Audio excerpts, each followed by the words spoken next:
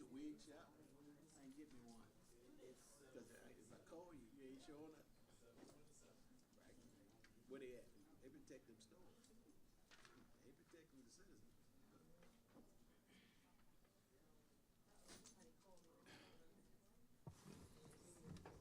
Ms. Martha, the meeting is still hybrid, right? Yes.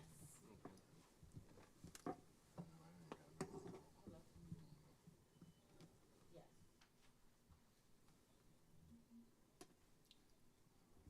Yeah, every meeting, yes, it's open. Oh, boy. I don't believe so.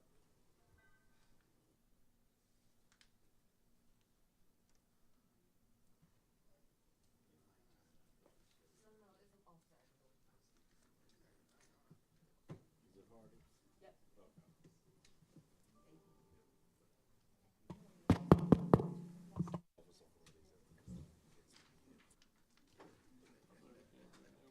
We can log in?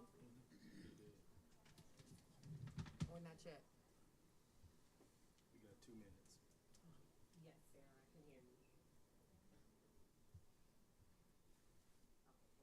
They're trying to figure that out. Are we trying to make certain that everyone can hear us? The agenda? Yes. No, I know the agenda will be updated with that. Council President, you ready to?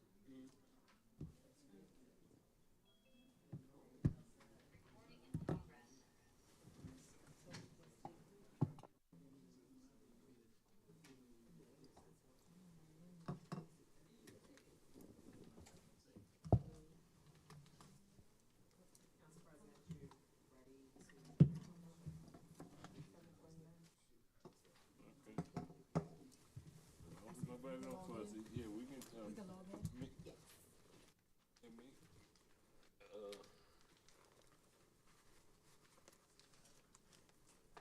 and we start meeting at 7:29. Can we take the roll call? Councilmember Hayes.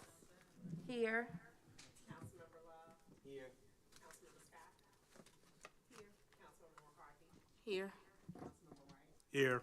Mayor Porter. Here. Council President, Ring. Here. So Councilmember Bill Brown is excused, from the meeting, am I correct? Yeah, yes. Okay, just wanted to be sure.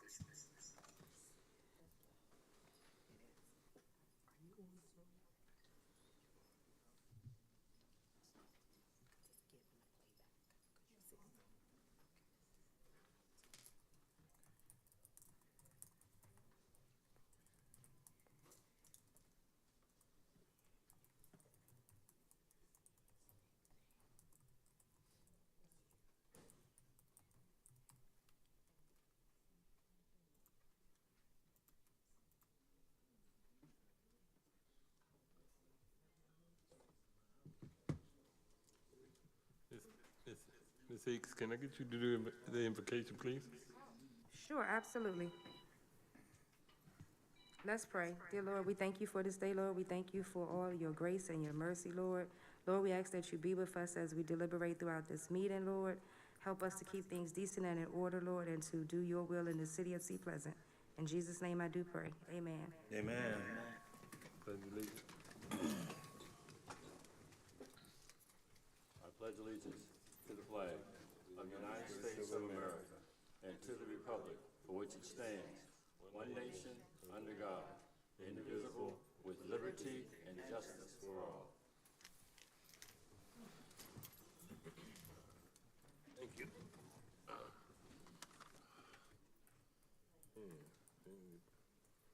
Anybody like to make a motion to approve the agenda? So moved. Second. Moved by Councilwoman Love, second by Councilwoman McCarthy. Any questions?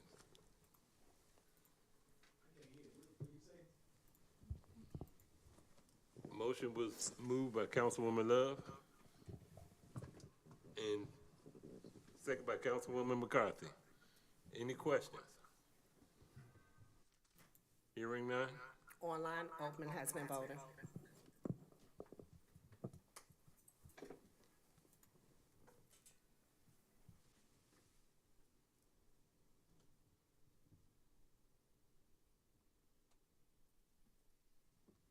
Might need to refresh it. Yes, for me. Okay. The agenda has been passed 5-1. One second. Thing acting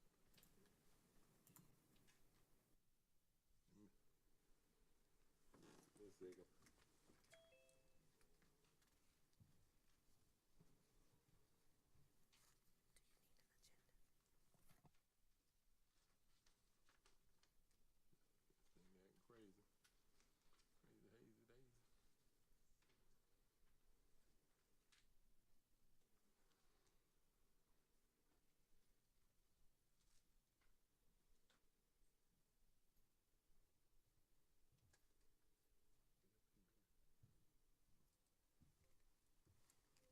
Okay, I picked the wrong one. Oh, this thing acting crazy.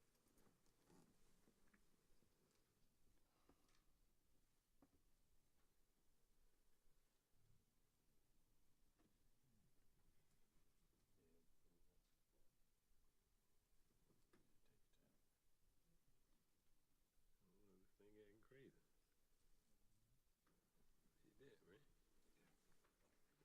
Okay. Now with the,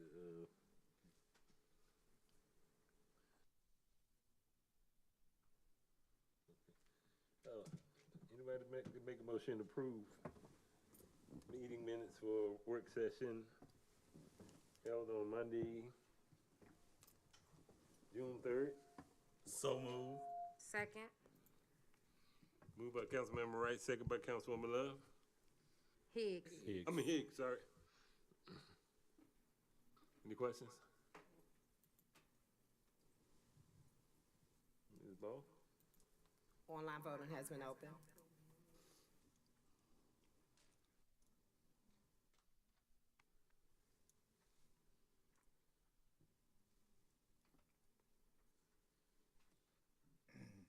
Measure passes 5-1. Okay, approval of public session meeting minutes held on Monday, July 10th, 2024. So moved. Second. I'm Second with correction. Moved by Councilwoman Higgs. Higgs, second by Councilmember Wright. Any questions? Hearing none. Online voting has been open.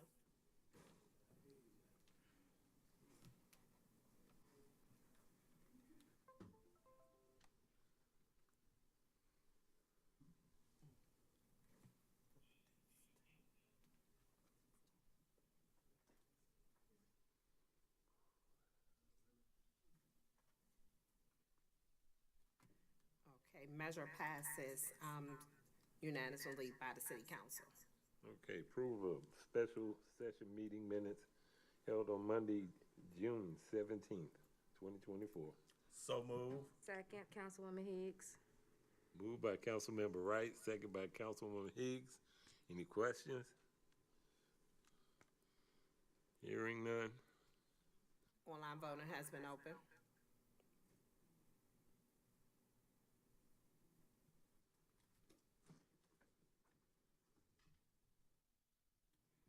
Measure passes unanimously by the city council. Okay. Approval of closed session meeting minutes held on Monday, June 17th, 2024. So moved. Second, Councilwoman Higgs. Moved by Councilwoman Love, second by Councilwoman Higgs. Any questions? Hearing none. Online voting has been open.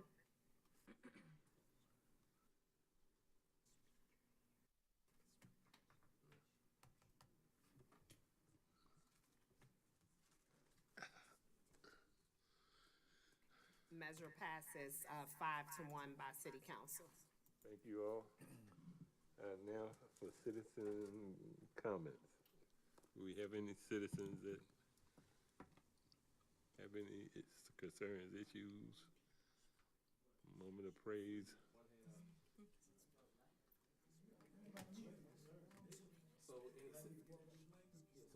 Right now, we're ready for citizen comment at this time. Okay.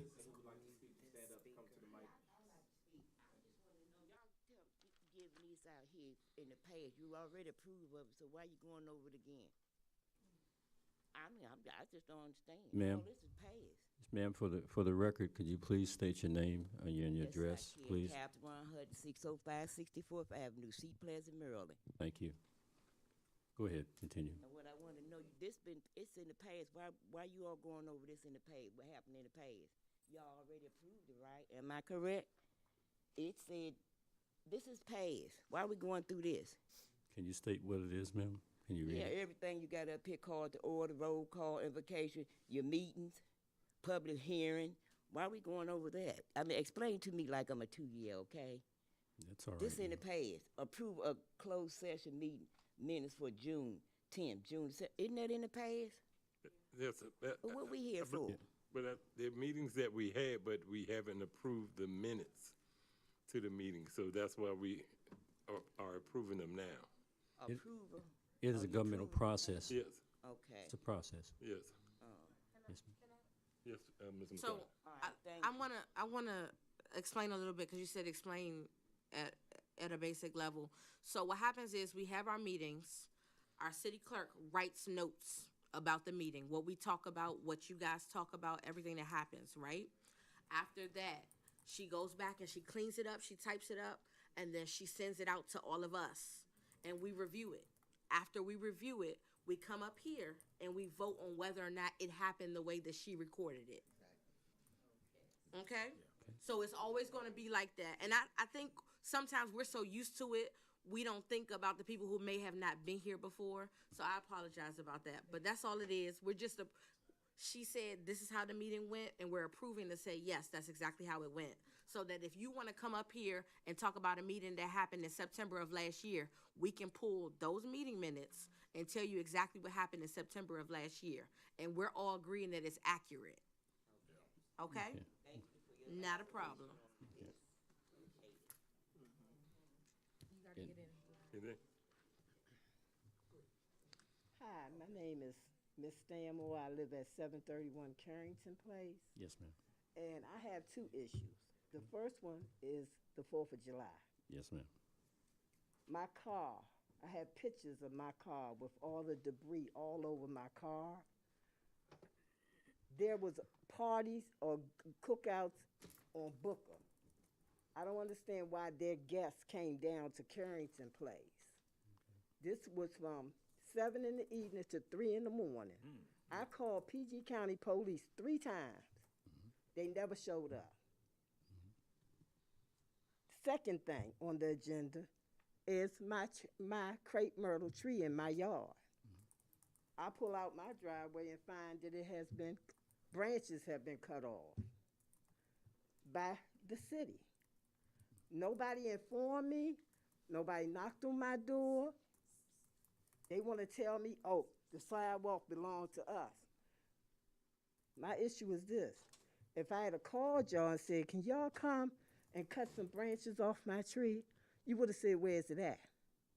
I would have said, in my yard. You would have said, oh, we can't do that. But it was done. And I was not notified. And it was done due to a neighbor. So that lets me know that I have to look at my neighbors, not being neighborly. And I don't appreciate it. And nobody better not step on my property again. And that 4th of July, that's gonna have to end. Mr. President, if I may, just for clarification, for the record, City manager. we would need the address one more time. Yeah. I couldn't Ma'am, hear it. could you, 731 Carrington Place. Okay. Can you also repeat your last name? I did not catch your last name. Stanmore,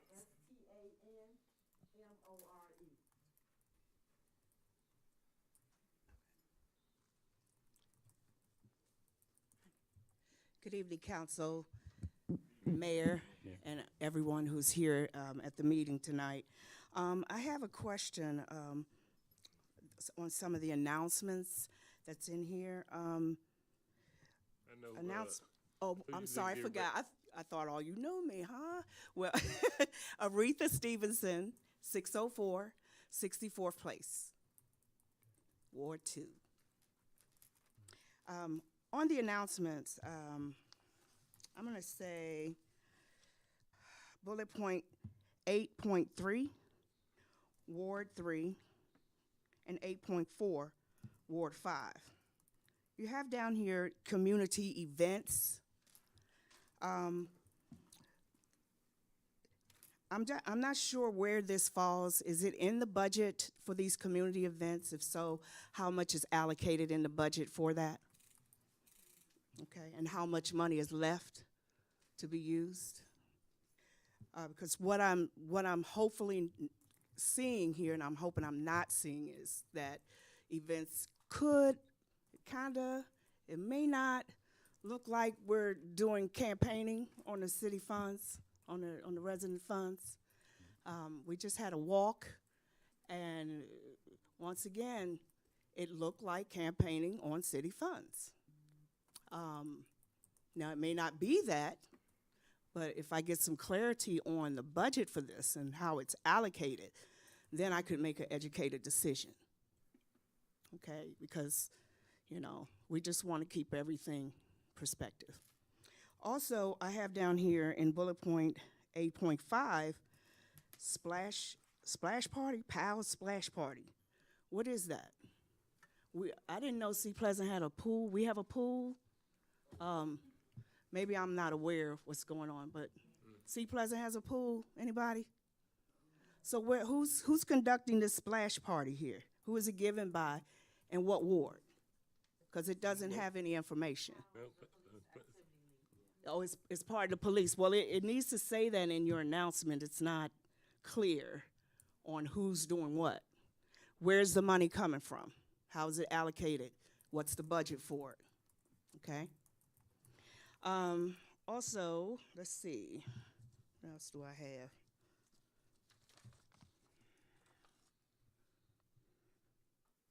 Oh, one suggestion I'd like to make, Goodwin Park, right under the sign on Addison Road, the big Goodwin Park sign we have.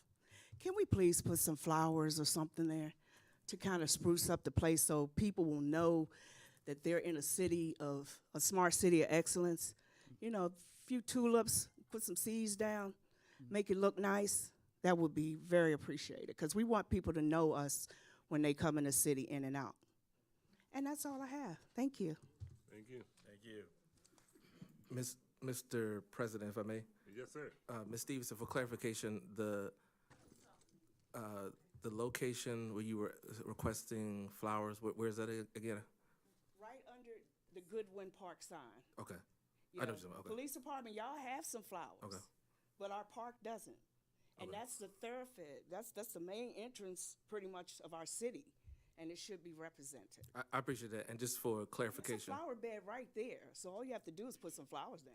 No, I appreciate that. And and just for a point of order, we have to ask for clarification because we have to record the question and have an official response. Absolutely, So I just want to make sure that we're getting everybody's question and the name and stuff.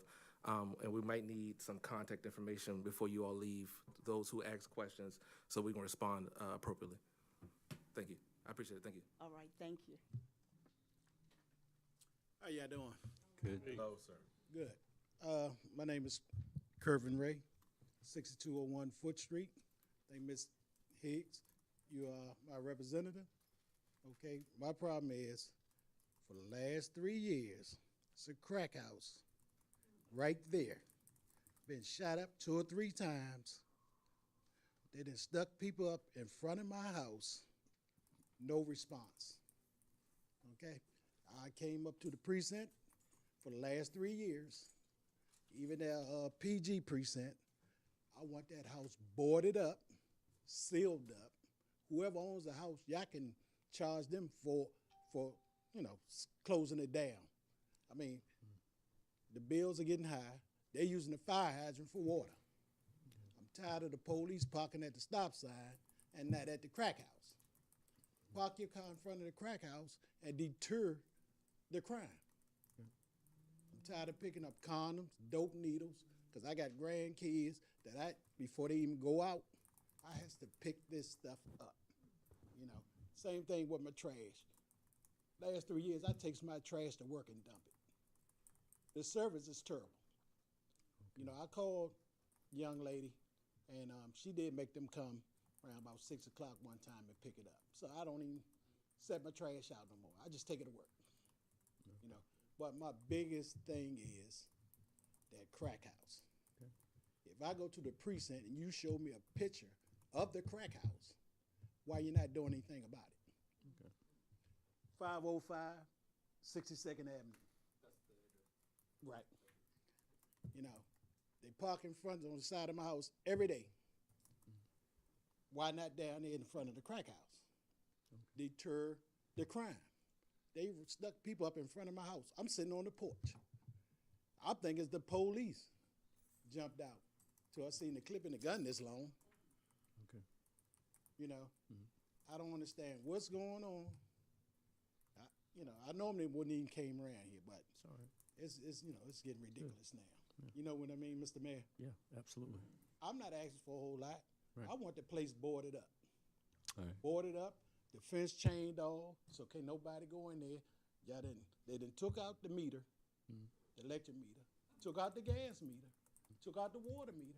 I done seen the police with them because the people they come to take it out were scared to go up there. Okay. But why is it still there? Okay.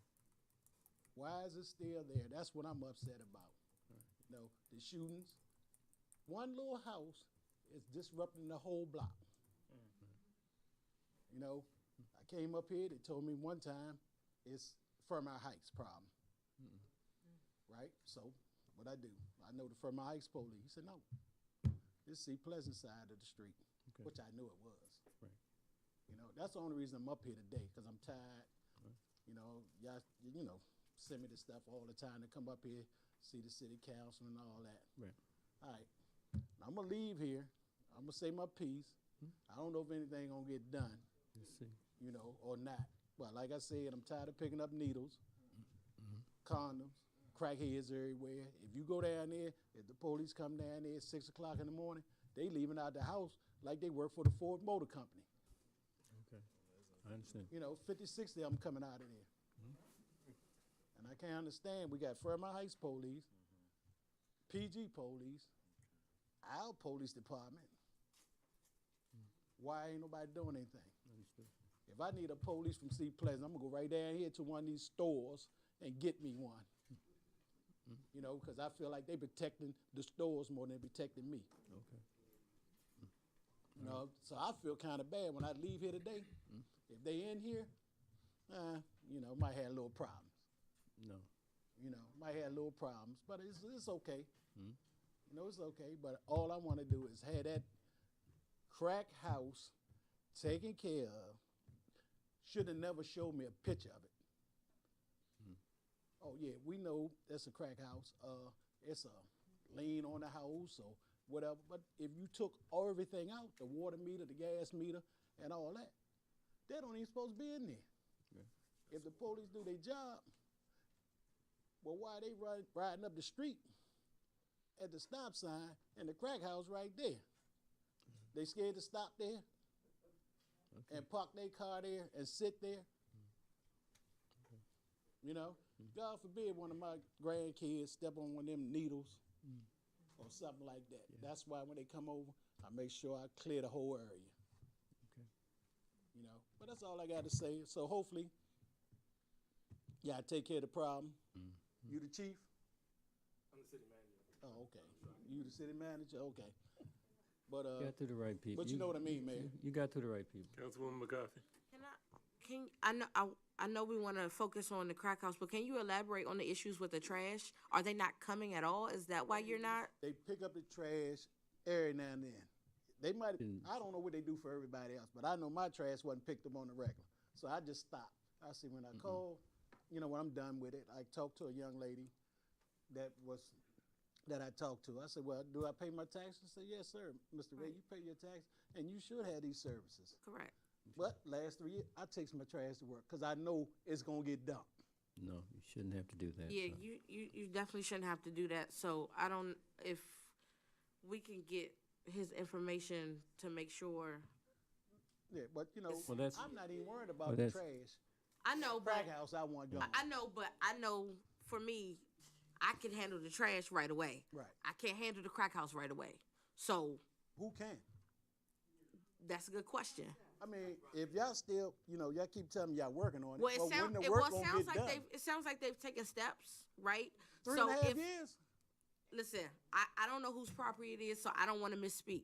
I'm not gonna tell you something I don't know about. Right. But it sounds like they are taking steps. If they've removed those things from the house, it seems like they're headed in that direction.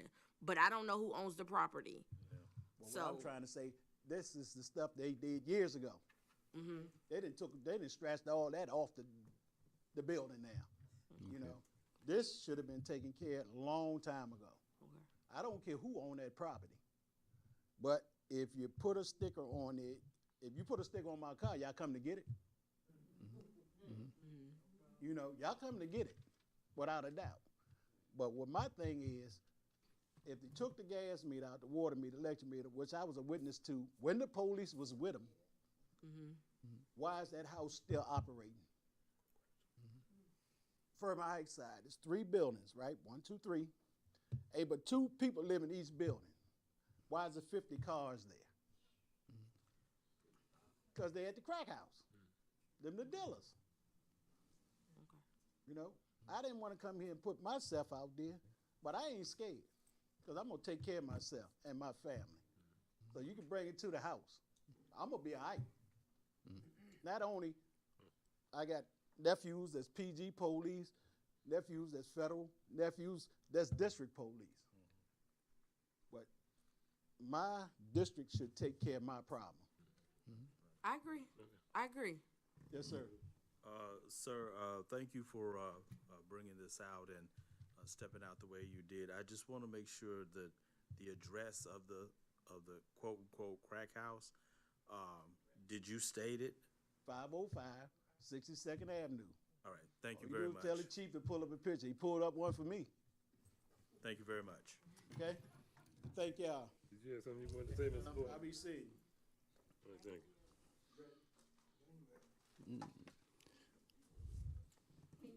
Please. Are you gonna get his contact info? Feel just like you, brother.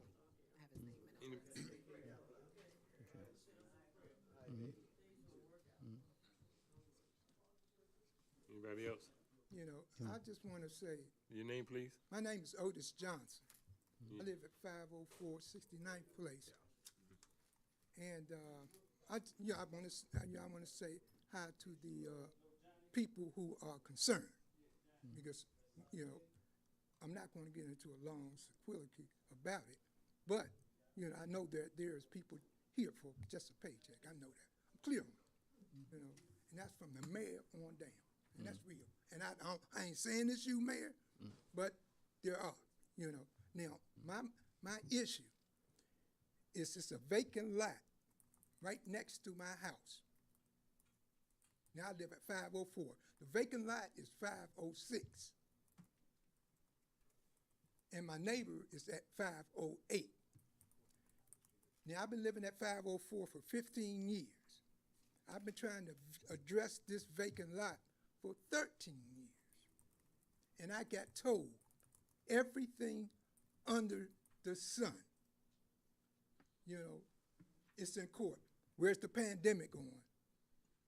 You know, well, we got to find the owner. You know, when I know all of this ain't nothing but a lie. You know, I'm clear on it. You know, I'm not confused about it. You know, it's a 20-foot dead tree in that lot. You know, if a bad storm happened, it'll fall either way on my house or one of my neighbor's house. You know, it's a direct safety issue. I talked to the safety guy.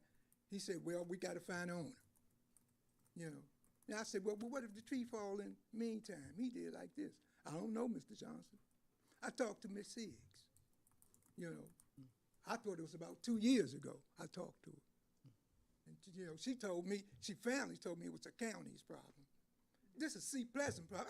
I live 504 69th place. Isn't that in C. Pleasant? And I mean, tell me I'm crazy. And the lot is right next to me, 506. And that's a C. Pleasant problem. So why she want to tell me that? Now, let me say this. I got my own set of issues, right? So if you keep telling me a lie, I'm gonna get upset. I got, now I'm not trying to scare you. I got mental health issues, but I manage them, And you keep telling me a lie. Lie. I talked to the Inspector Johnson. I talked to, he's no longer here, Mr. Keith Day. He sounded like a good man, but he left. My neighbor talked to the mayor, and he said he'll look into it. Am I right or wrong? Correct. Right? I'm talking about 13 years.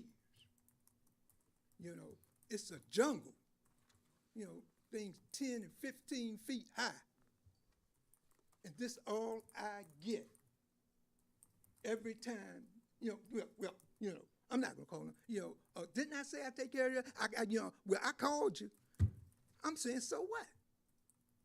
If I don't see no bulldozers and tractors and stuff coming through and doing it, you're full of it, for real. It's not how I feel. That's 13 years, when would you say? What would you say after 13 years of that? Same thing. Oh, okay, Miss So-and-so, thanks a lot for helping me. I ain't that guy, I ain't that dude. I'm not that dude. If you give me a date, well, it's tied up in court. Because what I know for sure, a vacant lot for 13 years, I know the city of Sea Pleasant can write an order to clear that lot up and charge the individual when or if they find the individual. I'm clear on that. See? The lies over 13. Now, how you think I feel? I pay my taxes too. I've been paying them for 15 years here in Sea Pleasant. How you think I feel? Really? I'm sorry, Miss Higgs, you can't tell me nothing. Zero. You could tell me you only been here for a couple of years. So what? I see over 15 years, how many people have been here for 15 years? 13 years. You know what I'm saying? It's been a number of individual council people over the last 13 years. That tells me basically the same thing, and nothing has been done. You can't tell me we'll take care of it. You can't tell me it's a high priority. You can't tell me none of that, and I'm supposed to believe it. After 13 years, you can't tell me none of that. So my question is, what are you going to do about it? You going to tell me something else? That's my question. Anybody can answer. Well, I can answer. I can answer. Thank you. Mr. Johnson, I didn't tell you it was a county problem. Yes, you did. About 2 years ago, go you back and absolutely, forth with I don't you. forget I only anything. met you a year I don't ago. need to lie on you. Mr. You Johnson, specifically told me that was a Can county I speak, problem. please? Yeah, well, you don't start lying. I've only because I'm met gonna call you on your lie. a year ago, and Mr. Day and Mr. Johnson came over with me along with Mr. Barber. Right, yep. Yes, we did. That was just a year ago. And then I called you and I told you that we didn't have NCEC anymore. No one was here. The inspector was gone, Johnson and Day. Right. I called you last week and said we have new inspectors now. Right. I just called you. I told you. Can I speak, Mr. Johnson? I sit up there and you told asked me a question. I didn't ask you no question. Okay, so go ahead. Okay. 'Cause I know you want to tell me a bunch of lies. Go ahead, speak. I just called you last week and told you that we have new inspectors. It is high priority. I made sure that they are aware of what's going on over there. That was just last week. Okay, so I what? just spoke to you last week. Okay. They just started. I Okay, told you you they did. just You started. did. But what I said in the beginning, that don't mean anything. And I heard you when Nothing. you said that to me. But So why again, you gonna I tell me this wasn't again? here So you 13 keep years telling ago. me the Now same that thing I'm over- here, So I'm oh, addressing it. Okay, Miss Higgs, I believe you. Yes, ma'am. I Okay, believe you. Mr. Johnson. What do you want me to do after 13 years, man? Well, I Well, answered what your you want me to question, do? Mr. But Johnson. I believe can't her? help you any other I further than understand. I that. know you can't help me. I'm clear that you can't help me. Please don't help me. Go help the bear. Yes, Mr. Mayor. What we'll do, and I'm glad you're here. I'm glad there's a number of people here because this is how we would like to have things. We haven't had this grouping of people in quite some time, okay? What I will say to you is that, you know, as it's been looked into in reference to the problem, all I can say to you is see what happens shortly. And I don't mean shortly, I don't mean like time off. See what happens shortly with reference to that and how we communicate with you regarding that. Right. I feel that your issue that you brought up today, and you really piled it on properly, okay, and you said it properly, okay, because I understand. We will do our best to try to adjust or deal with your issue and make sure you're fully communicated with what we can and cannot do. And I mean that from the bottom of my heart. So you can take that to the bank. It will be dealt with. Okay? Hopefully it's going to be dealt with to your full satisfaction, and that's what I can tell you, okay? So that you're satisfied with it, all right? Yeah, you know, let me say this Yeah. in short, Mr. Mayor. You know, I hear you, Yes, sir. but I cannot believe it. I understand. I hear you. understand. Doing, in this case, is believing, not seeing. Seeing, doing is believing. Seeing is believing. Yes, sir. Exactly. Yes, That's sir. all. So give us an opportunity to adjust to your issue right now. Give us an opportunity at least, Right. okay? Okay. Okay? All right. Thank you. Thank you. We have one more person. Okay. Good evening, everyone. Denise Akers, 410 69th Place. First, I want to commend you all on Juneteenth. It was a very nice affair. It was very organized. The kids had a good time. I think people had a good time. So I want to commend you on that and say thank you. It's been a minute since I've been out. Number two, Ms. Higgs, thank you for calling me back. We've been playing phone tag. One of the concerns I did have, though, we talked about, so what's going on is on our block, we have a family of groundhogs, and we have a raccoon. And we're not sure if it's rabbit because we have a neighbor that feeds him. Actually puts the food out to feed him, to come every night. And I'm very concerned about that because I don't like sitting on my porch because we don't know what's going on.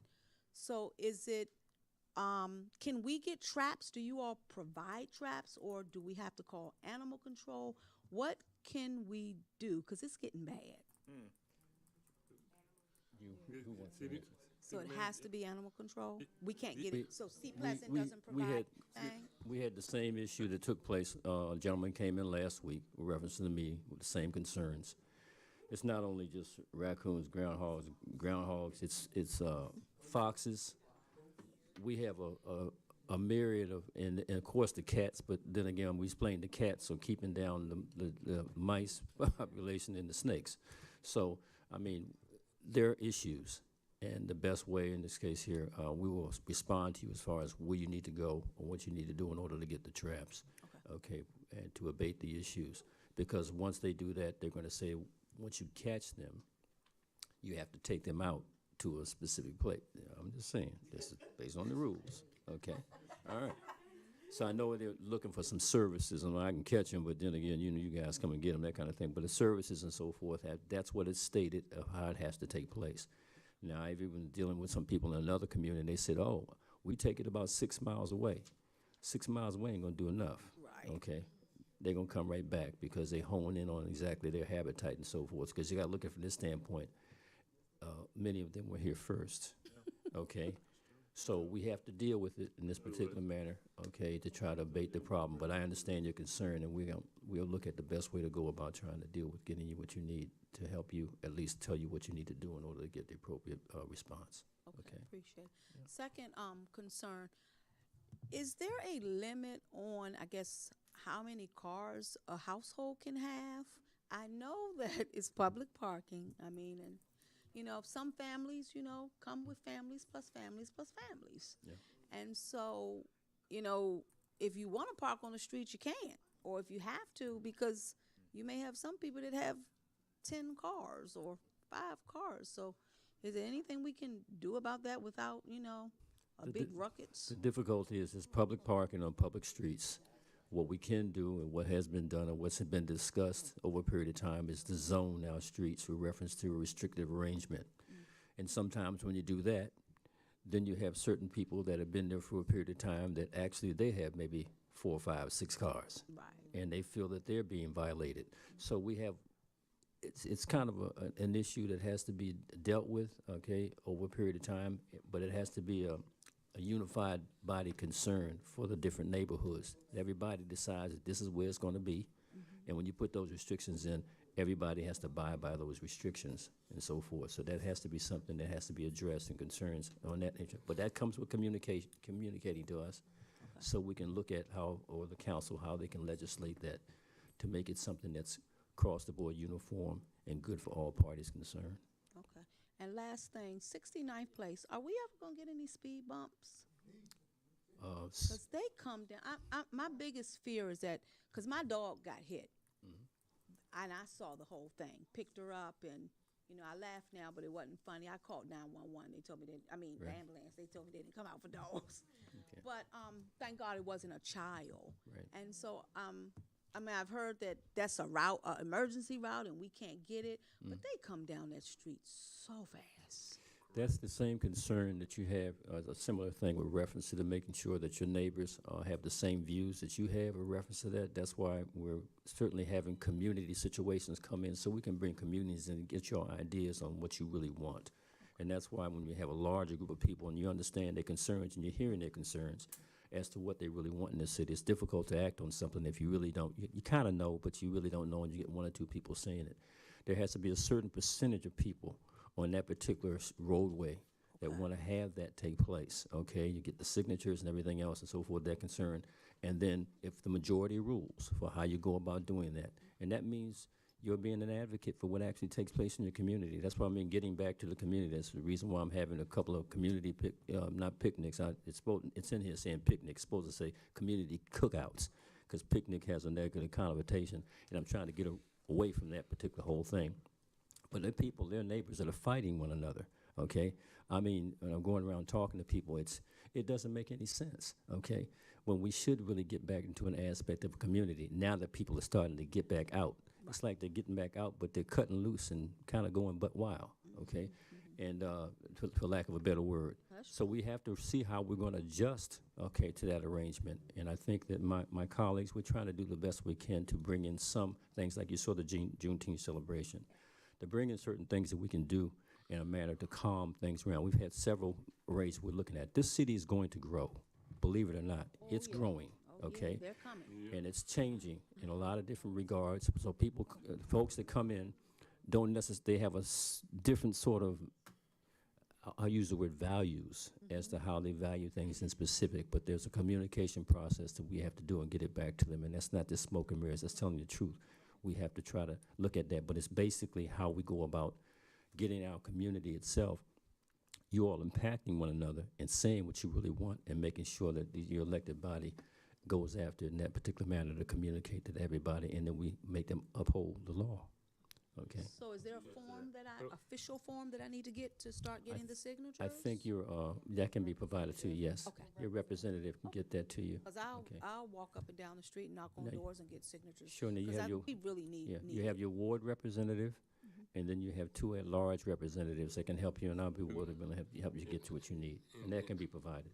And Mr. Wright would like to address. Yeah, Ms. Akers, I totally thank you for bringing up about 69th place being a racetrack, because that's what it is. Yes. You know, I walk around the city and, you know, you swear people are just like, they just run down that cars just, and this is not just during the day, I this know, is at at night, night. too. They treat it like a racetrack.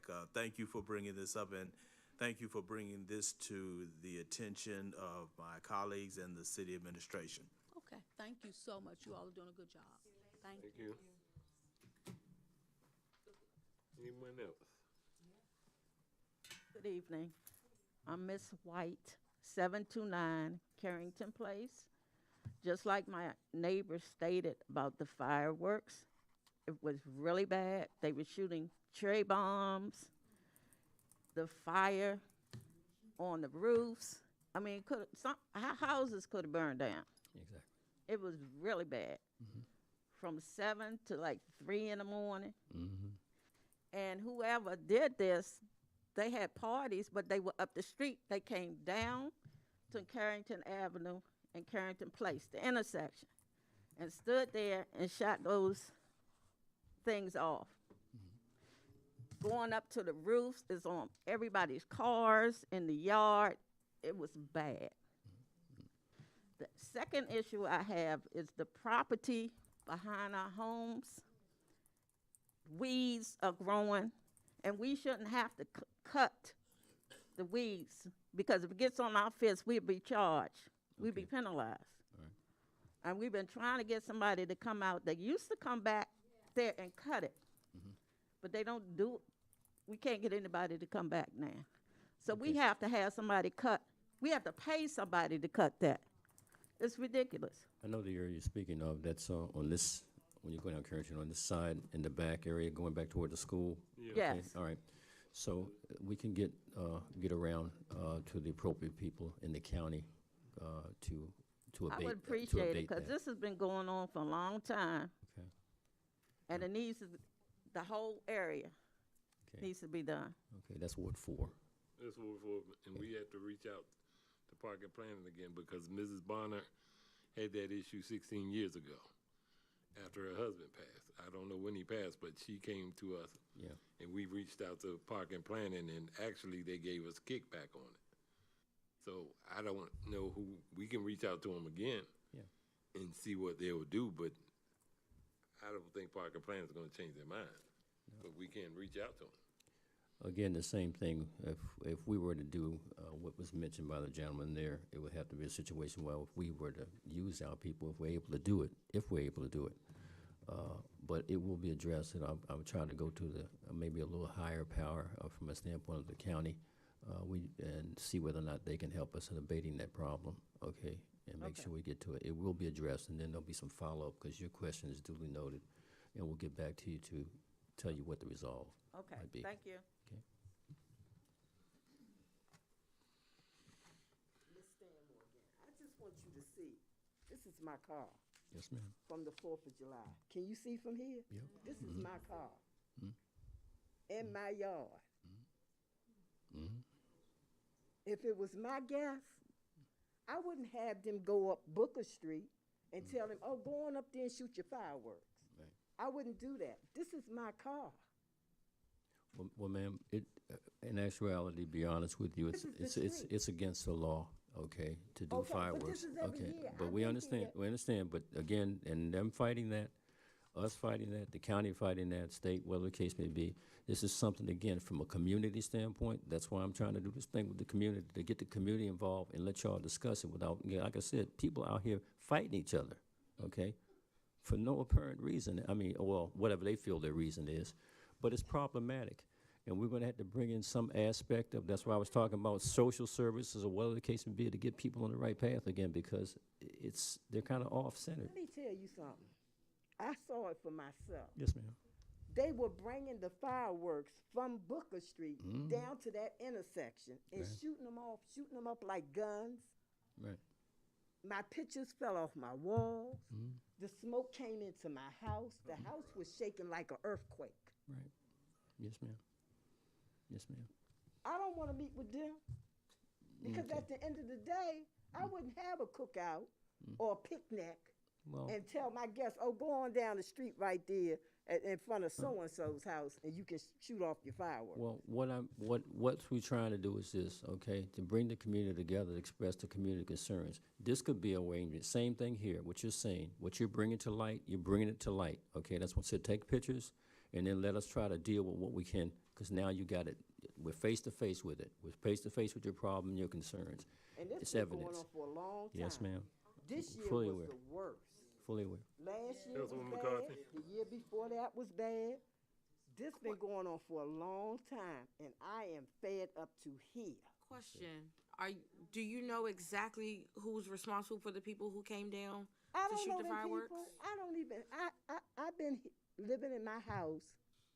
What, 15, 16 years? I think I've been up Booker Street or whatever, Booker Avenue, whatever it is, maybe 3 times. So we don't know who it is. I don't know who it is. Okay. All I know is that's where the parties was at.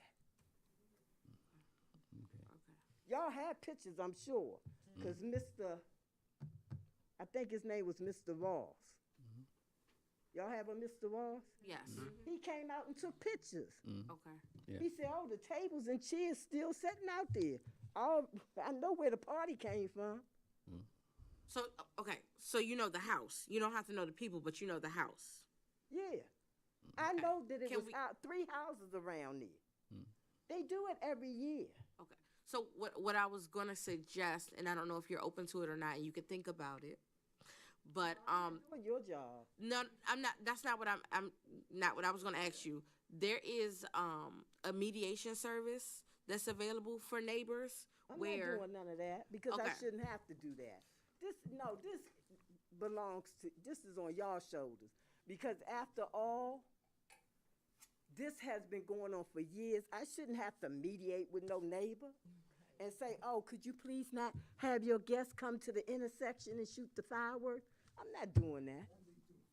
Yeah, well, your concerns are duly noted and so forth, and it's, As far we can as say that it's being tree is worked with. concerned, The tree. let me tell you something. The proper thing was to send a letter. Oh, the leaves is hanging over the sidewalk, people can't walk by. Okay. I had already talked to somebody to cut, it's a crepe myrtle. You cut them at a certain time of Have the some, year. okay. Y'all come in and y'all chop off branches. Okay. Like y'all own the tree. Okay. All right, understood.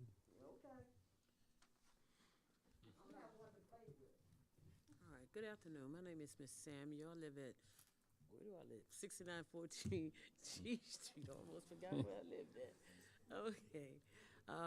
From what I can hear right now, where I live, I'm blessed. I mean, just hearing your comments, I mean, we all got issues.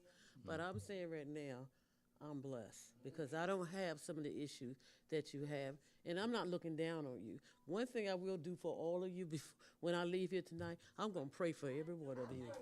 I'm going to pray for everyone because what we really need is prayer. Now, we do need, okay, you got to wait on God. You got to have the faith, right? But now we're going to go through that. Okay, now, what I'm addressing is that some of the issues that I have brought them to my ward person. And when I get an issue, I go to them first before police and all that. Now, let's say if my person is not resolving my issue, then I will take it another step. But so far, my ward, Ms. Hope, she's been working with me when I have problems, okay? I don't have that many problems. Now, when I do, I address that to her. Now, one of the problems we were having in our neighborhood is the liquor store that's at the corner at, what is it, Martin Luther King, 69. It's the only one there. Convenience, okay? the convenience mart. Yeah, Convenience liquor whatever you store. want to call it. Now, that one time was a problem to me because, guys would come there and they sit there all day and then it starts making a crowd. Now, like I know, once our folks get one person, two person, next thing you know, 3, 4, 5, 6, that's when problems begin. But I noticed the police are coming there practically every day, 3 or 4 times a day. And I have actually seen them remove this one guy. The only problem I have with that is that that's a lot of taxpayer money to come after one person. Lock that joker up. But, I know you got to do it the right way. You got to do things the right way. But I noticed, and I addressed that with her, and I believe it's going to be handled. Now that they move from there, you know what guys do? They move from one area, then they get somewhere else where they think they're going to be comfortable.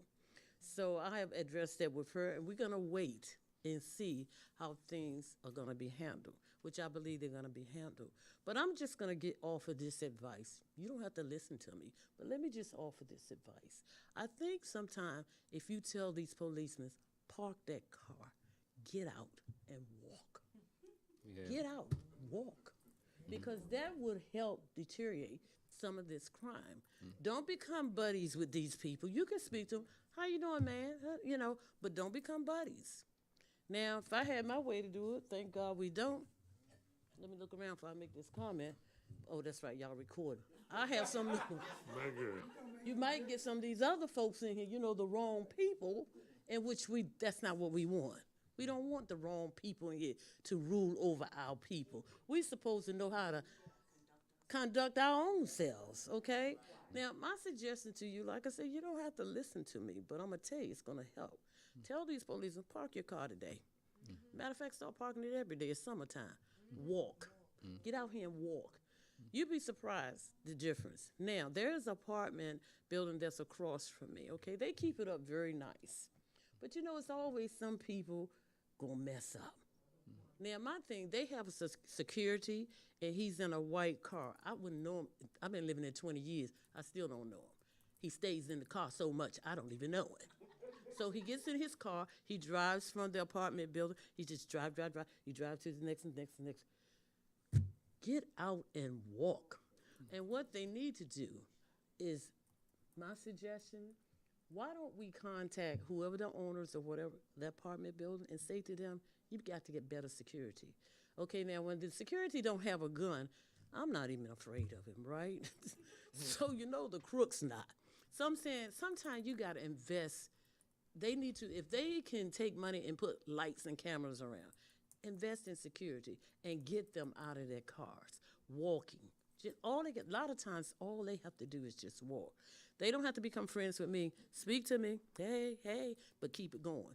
But if they walk, I think that would help the community, because none of us want to see our black men. We're tired of seeing them beat up on the street. But then again, who's most of the problem? Our black men. But we're tired of it. And it's not right for people like me that pay taxes and your, I'm just saying, I don't know any of you, your sons or grandsons out here on my street want to shoot up, want to throw trash, and stand on the corner all day. Well, that makes my neighborhood look awful. Anytime you have, because even when my brother brings a friend in the yard, I say, he's got to go. Because if you make my property look bad, you got to go, okay? So sometimes I tell them, don't come up in my yard. Wave, bye, hi, keep it going. Because none of us, if you invested, I have invested a lot of money in my house. My house was a raggedy piece of crap. Nobody would live in it. Today it's not that. But I spent a lot of money. Even when I put it on the market, you know why I couldn't sell it? And I put a lot of money. They looked at the neighborhood. They saw those skies. Yeah. But again, too, I did have it at a price that I wanted but I had to take it down 3 times. But again, too, if I'm living in a neighborhood with other people, they're not gonna pay but so much. But anybody has a right to sell their house wherever they live in Seat Pleasant.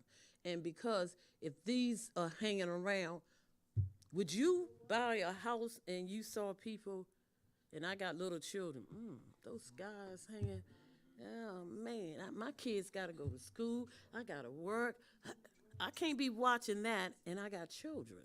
So I think, to me, if the police would just get out and just walk.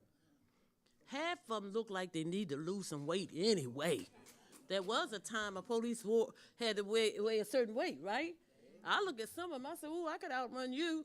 But the thing is, come on and realize you're not shooting at nobody. All you're doing, your presence, just walking around. I guarantee you, if the police walk in my area it's good.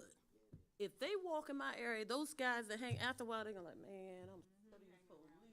Lord have mercy. I can't smoke my joint. I can't drink my beer. And the police just stop and say, hey, man. Now, the thing is, I can't always say anything because I'm a loner. What do you think they're gonna do to me? So a lot of things you guys might want us to do, It's not practical now. We living in a day and time, you better not say nothing wrong to the wrong person. You'll be gone, or your house will be jacked up. So we come to you for help. We coming to you for help. Now, I'm a person like this. If I can't get help, I go to a congressperson. I don't want to do that. We don't want that in CPLEP. We want to come to you. Do what you can to help us. Communicate with us, okay, that you're doing whatever. Maybe some of the things I want you to do, you cannot do it. Then tell me, Christine, this can't be done. But we got to come up with a solution. Now, what I'm asking for, police walk the street, that can be done. So just say, look, excuse me, the chief of police, well, I'm making a suggestion, sir, and I'm just saying, okay, well, okay, my thing is, when you guys meet, you meet with the chief, say, Chief, let's get Johnny and Joe out of that car. Park it over here, let them walk a little bit. They can cross each other sometimes. Sometimes, remember in the day, they used to crisscross each other. Cop going here, cop going there. So you're not giving that crook that much time. We know you can't stop crime 100%, but you'd be surprised how much that would help, especially those of us that live in the city, and especially if you want to keep us in the city. The city is trying to grow, but I'm going to tell you what, it ain't going to grow if we got crime and we can't keep up our property. And just like they say now, luckily, you never have to find me because I'm going to do the right thing so you don't have to send no fines to me, okay? I try to keep my property up. I try to do the right thing so that you don't have to come after me. But it costs me money to do that. So I don't want these guys standing around making I got to sweep and clean up behind them. My street basically is clean. If y'all live where I live and y'all got the problems y'all have, y'all would love to live where I live, but thank God I'm going to pray for you, okay? Because I really don't have a lot of problems. But when something starts, I want to get it taken care of like now before it gets too big. When it gets too big, that's when somebody gets shot. We don't want that. If you can come down my street. I'm the only house that's gray, 2 red doors, with a white porch. I sit out in the yard.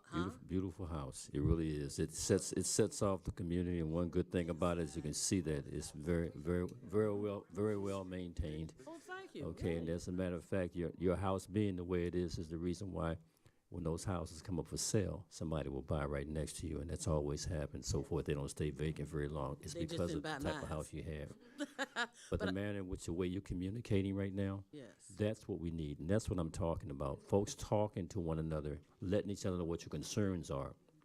That's the only reason why I'm talking about bringing people together. And then that gives us, and you're telling us what we need to do and helping us and so forth. I mean, your vision and how you look at, it adds on to whatever vision we have as an elected body. Let me add one more thing, then I'm going to sit down because I know y'all tired of me. Let me add one more thing. That's all right. Okay, with these businesses, okay, you got the liquor store or convenience, whatever you call it. Okay, because I don't go in there that much. I get some ice. You got the laundromat, okay, and you got the other stores across the street. Okay, let me start with the laundromat, which I told that young lady. I went in there one day about 7-something. The place wasn't clean. And I said to her, why is this place not swept up? Well, of course, they act like they don't understand English when you ask them. I said, look here, this place is dirty. My thing is, when they have businesses and bring it into our community, you're not going to treat us any kind of way. Now, the sad part about it for me, I have a washer and dryer, but when it gets summertime, I don't want my electric to run out, so I get cheap. I go to the laundromat because I can get it all done at one time, okay? But my point is, that business is supposed to be clean. When I walk in there at 7, 8 o'clock in the morning, it has no business being dirty. She had someone working up in the manager in the ceiling, and I think it was asbestos or something. And I'm saying, ho, why y'all doing this? And we are here washing our clothes. This was early. I said, look, Earl, no, miss, go get the manager. This isn't right. They can't come here and treat us any kind of way. I go to other laundromats, and I'm going to tell you what, even the Hispanics get treated better than we do. Okay? So those people, when we allow them to come in and treat us any kind of way, they're not going to get better. I think someone needs, my award person, I know she gonna take her. She's gonna find out who that manager is and talk to him, because that place needs to be cleaned every morning and every afternoon. I thought they were the same people, but I wasn't sure. Okay, so he got money then. He all up and down, so you know he got some money. Hire somebody to clean the place, because even sometimes the water, smells, and I'm like, it's not clean. And I know they're about making money, but we deserve better than that. We deserve for them clean them parking lots, clean that glass and stuff up. That's my tires. I'm spending my money. I should get the right thing. So I think the manager, owner, he needs to be addressed about that. And then too, if he doesn't do anything, send somebody out, give him a fine. I'll write him a fine. I'll give you the amount. Because you got to hit him hard, because if you don't, you know what he'll do? He's going to clean it maybe first couple of weeks, maybe a month, or I'll make him happy now. Next thing you know, they drift back. You need to come back and say, okay, we started off with a $5,000 fine. Don't clean it up. I'm coming back the next day, another 5,000, another 5,000. Oh, he'll do something. He ain't selling that much liquor. He'll hear him do something. So that's my issue right now, okay? I appreciate y'all listening to me. I hope I didn't make anybody upset, but I'm gonna keep everybody in prayer, okay? All right. I'd like to address, I'd like to address your comment in reference, because today I was talking to the assistant. I'm Ward 3, and the shopping centers is part of my ward. And I was already gonna set up a meeting with the business. But the thing is, a lot of them is not from here. So even we was gonna do a Zoom call, and we would be gladly if the residents can join as well, because that's what we want, for them to understand where we're coming from. So definitely, that's already in the making. Okay. That's good. Anybody else? Yes, good evening. My name is Deborah Riley. I live at 5925 Addison Road. I am here because I just relocated back to Sea Pleasant. I was one of the ones who grew up here. I went to Greendale Elementary. So I've been here. I've been around for a long time, and I noticed some changes. There is a above-ground swimming pool in our area, and it's drawing mosquitoes. So when we go out in our backyard, we can't enjoy it. I would like to know if it's possible to have the area sprayed. When I was a teenager, they used to spray Sea Pleasant. They used to go up one street and down the other, and they would trap them in between the streets. So I don't know how much something like that will cost, or if Sea Pleasant has the equipment to do it themselves. And when the realtors, when they sell these homes now, they need to let the folks know the amenities that are in the area. We have a swimming pool in Comedy Hills, just like we have a tennis court at Goodwin Park. Well, not any longer. That's a dog park. It's a dog park now. It's turned to a dog park. What have y'all done? Don't let me have to call some of my Greendale friends. Okay, so that's what has happened to the tennis court. I didn't know that. But there are amenities like what you mentioned that are not really that far away, okay? That's they what can I mean. utilize those if they, like you said, if they're communicated with properly and they know exactly where they are, they can utilize those amenities. That's So we true. have some- That's what's you're right. wrong with that above-ground swimming pool. It's drawing mosquitoes. If they want to play tennis, they can go in Highland Gardens. Oh, okay, as long as there's some place nearby. Thank you. You're welcome. Thank you.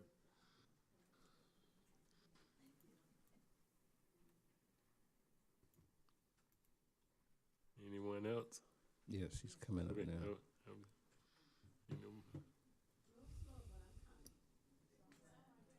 Get paid by the hour. I'd like to say good evening. Good evening. My name is Yvonne King, Ms. King. and I live on 309 69th Place, Sea Pleasant, Maryland. And my concern is that we used to have somebody to come by and check on your property and see how you're keeping it. But now nobody come by, and my neighbor they have the front porch for the junk house.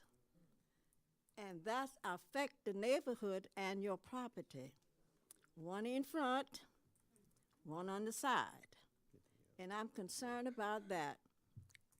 I don't want to go over there and talk to them about it, so I said I was gonna mention to you that somebody would go over there like they used to do. They come by and check your property, tell you where your fences growed up, tell you where you needed to paint it, and to paint mine several times. But nobody does that now. And that porch, all the paint is stuck up all the front porch. And that is deteriorating your neighborhood. And I'm trying to pay my bills and keep it up so when I'm ready to sell, that I'll be able to sell it. So, what can you do about that? Can you give us the address? The address, Yes, please. 311, right in front of 309, 311. One is 311. What's the other one, Rita? 310? That'd be across the street, so. The one in front of me is 310. The one on the side is 311. All the things is in the front of the yard. The other one is everything on the porch, front porch. You pass by there, you look like somebody moving and getting out. And I don't like that. Porch debris. Beg pardon? Porch debris on the porch. Excessive items, correct? Cans of paint, Okay. Yeah. cans of empty buckets, a lot of trash, a lot of junk. Okay. Yes, ma'am. Go, let's ride by there. That's not Yes, far from ma'am. here. Let's ride and There look you go. and That's come what down. we'll You do. see what I'm talking about. Yes, ma'am. And I don't like that. All right. And but the lady was talking about parking. We have a lot of cars on our street, and the man in front of me have a lot of children. They come and park, but we got together and talk. You don't park in my space, and I don't park in your space. If you have company, you want to use my space, you have to ask. So we settled that on that. Yes.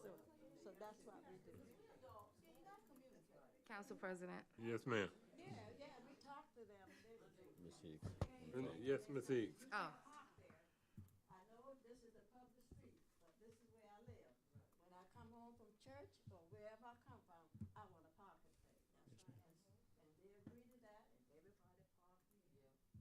Some of the men that have a lot of children, the car be parked all the way down to, all the way down to Dry Log Street. But they park, and they don't park in your space. And if they have a lot of company sometime, I said, okay, you can park there, but you can't park there. So they think they can park there, they don't park, it's not parking. Thank you. Good communication. Thank you. Welcome. Ms. But Hicks. you want to tell me? No, I was just gonna, just say for everybody to know that if you received your newsletter in the last week, or so, you'll see that we have new inspectors. We did not have inspectors for a while for the neighborhood compliance. Now we have some new inspectors. We have 2 new inspectors. So you will start seeing them back out again.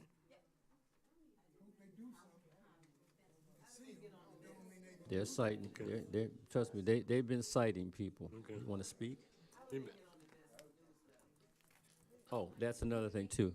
Yeah. You can sound clear. leave your information. If you're not receiving newsletters, if you're not receiving the call-em-alls, if anything that you're not being communicated with, because we are sending information out, so you can just always let our clerk know tonight.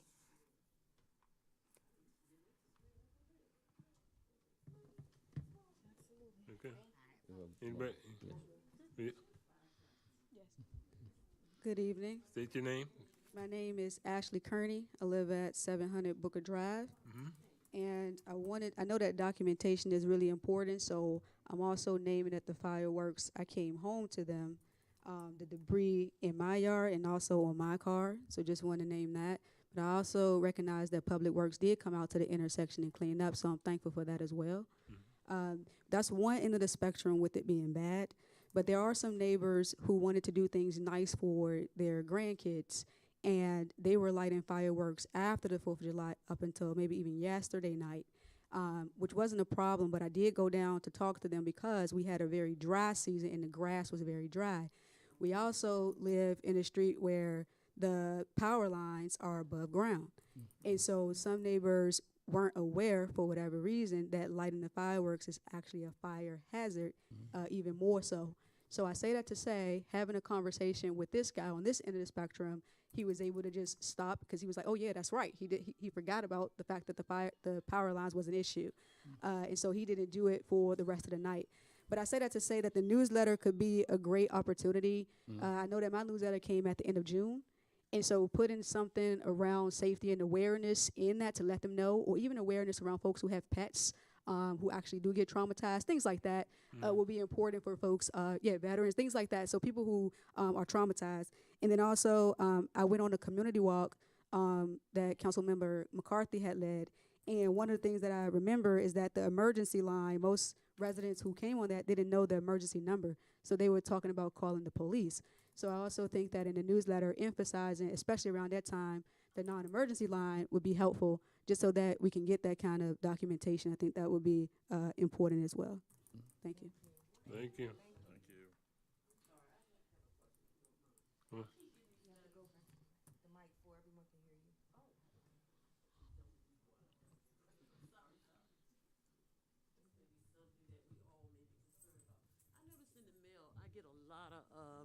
About my water lines. Anybody getting that? Because I don't know what's legit and what's not. It's like I want to take out insurance, but how do I know this company is legit? But no, I'm saying because it's like 2, 3, 4. How do I know? Because now. The best thing. No, but it's not connected with the Right. water company. Yeah, what you may want to do is get out and research what companies that are out there and pick a company that you're satisfied Okay, with. have any of you taken out any insurance? Any of those? Anybody have? I haven't as of yet. But I was looking over a document just the other day that was sent to me. Yeah, it's with the pipelines and all. Yes. Also, Ms. Samuel, when I get that type of literature, I usually will call like SCC, or if I get it from Pepco, I call them. And most times they tell me, "Oh, no, we don't know nothing about them. Don't get involved with that. That's a ripoff." They want your bank information, which I'm getting ready to have an event that explains all that. Okay. Because I realize that we have older people Right. that say just what you say. Right. So And these houses are old. And yes, any they time are. now, your line could break. Look at our age. We're gonna get $5,000-$10,000 somebody digging up my yard. So Get one of them letters, and they say, and they let you know your pipeline on your property, they're not responsible. right. Right, don't they tell you that? Right, right. So if it busts, you have to pay. However, if you put insurance on it, it can cover it. But I'm saying I'm You know aware. what I do? I tear that up and put it in the trash. But what I'm saying is that I don't want to keep tearing. What I'm saying to you, I don't want to keep tearing it up because sometimes something could be legit, Okay. right? So I want to find out if it's legit.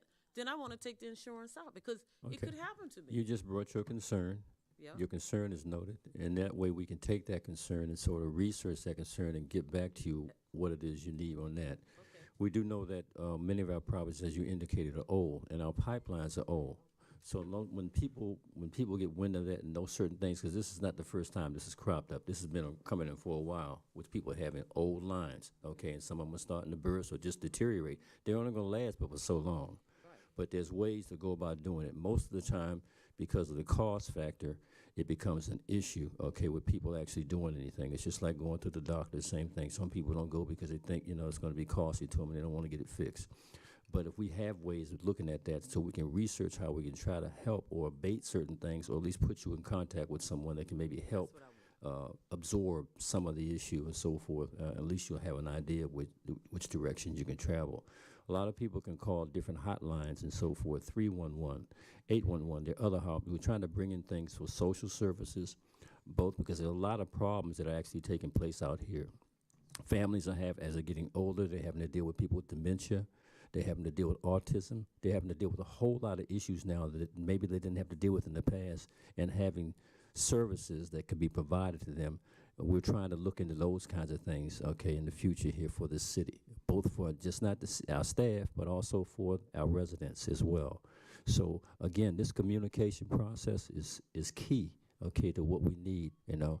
And if you stay for a little while, you'll get an opportunity to hear what some things are doing in reference to lobbying efforts that are taking place to help with certain things that are taking place here in the city. So if hang around, but this is good. At this point, well, I won't take as much time as y'all want and bring your concerns because it's helpful. Thank you. Is there anyone else? Are we gonna get a grocery store? We've talked about, we've talked about, yeah, we've talked about food, yeah, we've talked about these areas and inner beltway areas being food deserts, okay, and that conversation's been going on for a long while. I had developers come in here, just had a few developers come in here just over the last few weeks. People with some deep pockets can get some stuff done in a quickly, as opposed to just a whole lot of talk, and a whole lot of smoke, and a whole lot of studies and stuff like that. So these things are on the horizon, okay, I can tell you that it just depends upon what actually take place with these group of people, because with another group of people, things change. So yes, those things are being talked about, okay, for the inner beltway. Mr. Wright. Ms. Akers, I know this is another state, but in the Douglas Commonwealth, just a few feet away, you're aware that there's going to be a giant on the East Capitol Street, and it's going to be a huge giant. However, that project has been delayed because Giant has been very reticent about moving into certain areas because of theft. And so I just want to give you a quick update on that because I keep an eye on that. That project is still on the books. It's still on the books with the Bowser administration, but theft is a major issue that's got to overcome. So I just wanted to let you know that. I yield. Yeah, you've actually had stores closed down because of those particular issues. But again, as you can see, the development that is taking place on the DC, on the East Capitol corridor, all the development and so forth, any places, a vacant lot, they throw up a house thing or throw up a facility. Believe me, these areas are being looked at. There's a 25-year plan of how they're going to revitalize these areas. So certain things are going to happen. It's just a matter of timing right now. Okay. Thank you. Is there anyone else? Is anybody online? We do not. We have presenters online for the agenda, but no citizens listed here to do comments, and I did not receive any written citizen comments. So, Okay, we'll go with the first presenter. Can we get it? 3.1, that's the road station. Right? yes. Can you all please mute your phones? Yes, please. And Michael McDonald, EPA region. Where are they? Allie O'Neill, Sarah. Are they here? Are they here? Zoom. They're doing the Zoom. Okay. All right. Can everyone see well? Let's get this on. It's being done via Zoom. Either side and the back.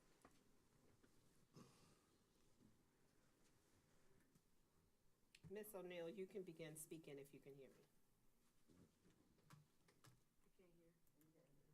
Can't hear.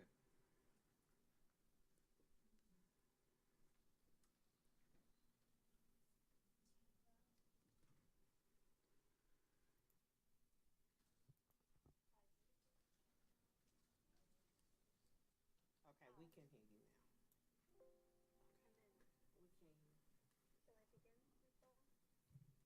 I can hear you. Just a second. We're trying to put it on the.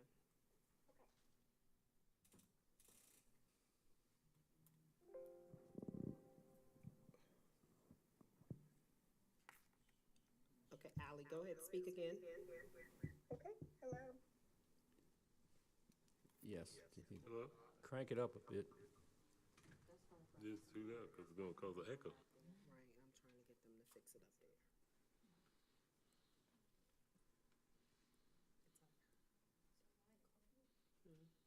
Yeah, my mic is on, and it's up on there.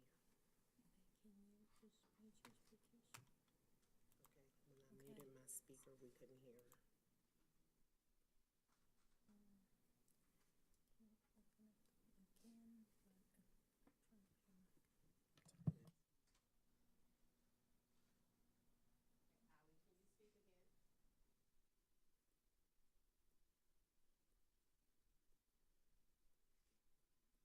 She's talking, but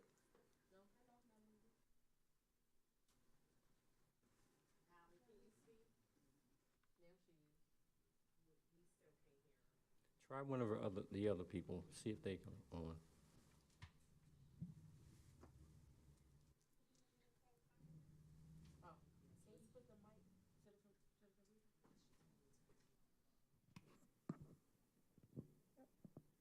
Okay, go ahead, Ali, speak again. Can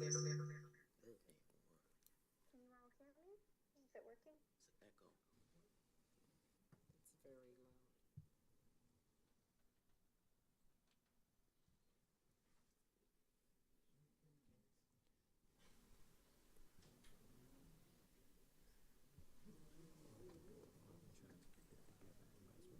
Let the next presenter present. Yeah. Let John commentary. See if she can hand up, give it to commentary. Let Greenwood run. She can't work on it. Is it possible that we move over to the next presenter while they try to get this taken care of? Sure. Okay. Mr. Greenwell. Oh, Mr. Greenwell.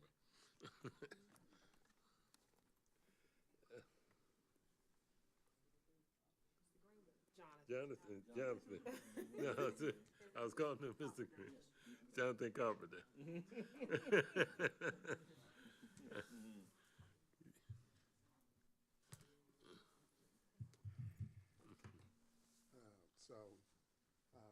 Mr. Mayor, members of the council, just wanted to give you a quick post-session report. First, let me say it's an honor to be your eyes and ears in Annapolis. It's something that we don't take for granted. It's a privilege. The last 2 years have been, as you know, very interesting in dealing with the audits bill. But we walked out of there and we've got some concessions and we had some major wins. And I want to tell you, it's only because you were active and you came and you testified and you showed up. We're in Annapolis every day, and we say this all the time. It doesn't mean anything for us. They see us every day.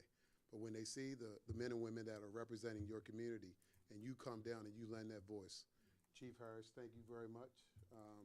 Some of the things that we were able to do as a result of the audits bill to restore the funding, that they can't take away the funding for the police, that was very major.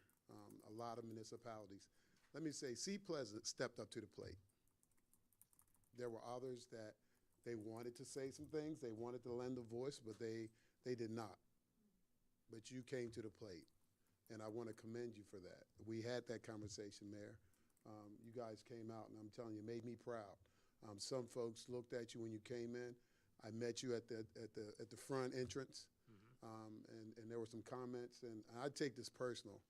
Being a 3-time HBCU grad, being a young man that was raised by black men and women that showed me how to be proud. So when you walked through the door, it made me very proud to say, yes, that's my organization. That's who I represent, Seat Pleasant. And so you are to be commended for what you did and what we did and getting the concessions for the audit bill. And so moving forward, as a result, the audits will not be retro. You have time now, and again, as you know, to get the audits done and get them in and be timely. We found out that they wanted to make this all about Seat Pleasant. There were 11 or so municipalities and counties that are still behind on their audits. So that only came out because you guys showed up. I just want to be clear about that, and I want to always commend you for that. So as your eyes and ears in Annapolis, we were there. That's what we do. We always communicate. I hope you look at our emails and you read them. Leslie works hard to put those out. I thank her so much during session, post-session, before session, so that you always know what's going on. That's what we do. People think that we lobby and it's a 90-day thing and that's it. Well, you know, we send a pre-session report, we send reports during session and after session, so that you do know what's going on. A lot of organizations don't do that, but again, we represent municipalities and counties across the state, and so we always want to have your voice and you know what's going on, okay? So again, I commend you. Before Leslie talk about some of the bills and some of our successes, along with the audits bill, I will say that the budget this year was, you know, we talked before session. It's been like Christmas in Annapolis, right? They were just money here, money there, throwing it away. And then all of a sudden they realized they had a big fiscal deficit coming. In fact, the blueprint alone was $227 million they were looking at for the 2027 FY.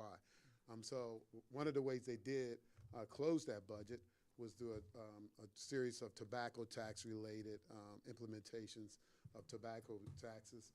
94 million a year they make up as a result of those taxes that closed the gap. I still think we might be there today if it were not for the governor in the last 2 weeks of session when the budget wasn't done, and he said that you will not go back to your districts and we will extend session. Voila, things got done and the bill was passed, the budget bill, a $63.2 billion budget was passed. But again, you were there, you showed up, and we thank you for that. It's a pleasure to be your lobbyist in Annapolis. I'll let Leslie talk a little bit about some of the legislation, pieces of legislation that we've worked on. But again, we'll take questions after that also. Okay. Thank you. Jim. Good evening, Mayor and Council. Good evening. Good evening. My name is Leslie Felice. I'm Director of Government Relations at Greenville. So Jonathan just went over one of the priority bills we worked on, but there is another one I wanted to mention, which is House Bill 1413.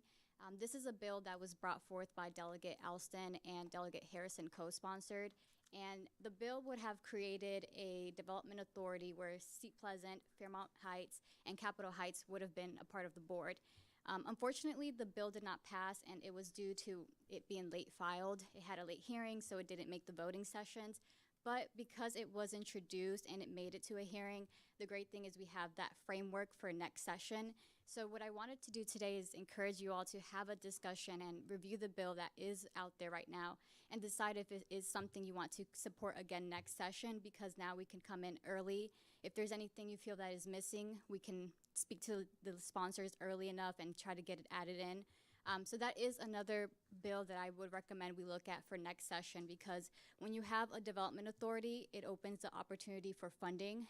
This is a potential future funding resource where the state can give funding so you can approve projects for economic development and just improving the residents' overall experience here in the areas. So that is one bill I wanted to highlight.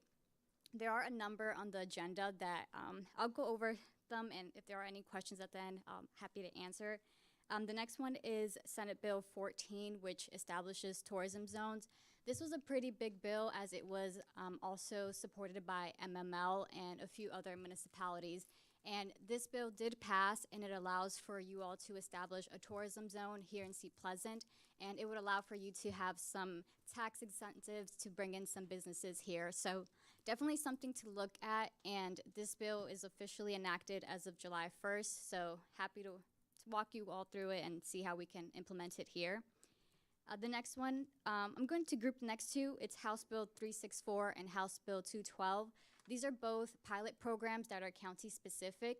So if you are having any issues with stop signs being run through, looking for some help with that, they are now allowing for you to do a pilot to see if having cameras and enforcing it here would be beneficial. There is also the noise abatement pilot program. So a lot of areas, I believe Delegate Alston was actually the one who brought this forth. A lot of residents are complaining because of the loud cars, the illegal mufflers. So this is definitely something to look at as well if you want to do a pilot program and see how the system helps decrease the issue here if you are experiencing that. The next bill is Senate Bill 306 and also Senate Bill 151, which is two work groups that will be established here in Prince George's County. The first one is for innovation, specifically regarding technology, trying to see how the county can help support more projects to have advancement in that area here. And the second one is health and wellness. A little bit more broad, but what these organizations are going to do is put together a report on how we can improve health and wellness here. As you all discussed, there's food deserts and a lot of other issues that we need solutions for.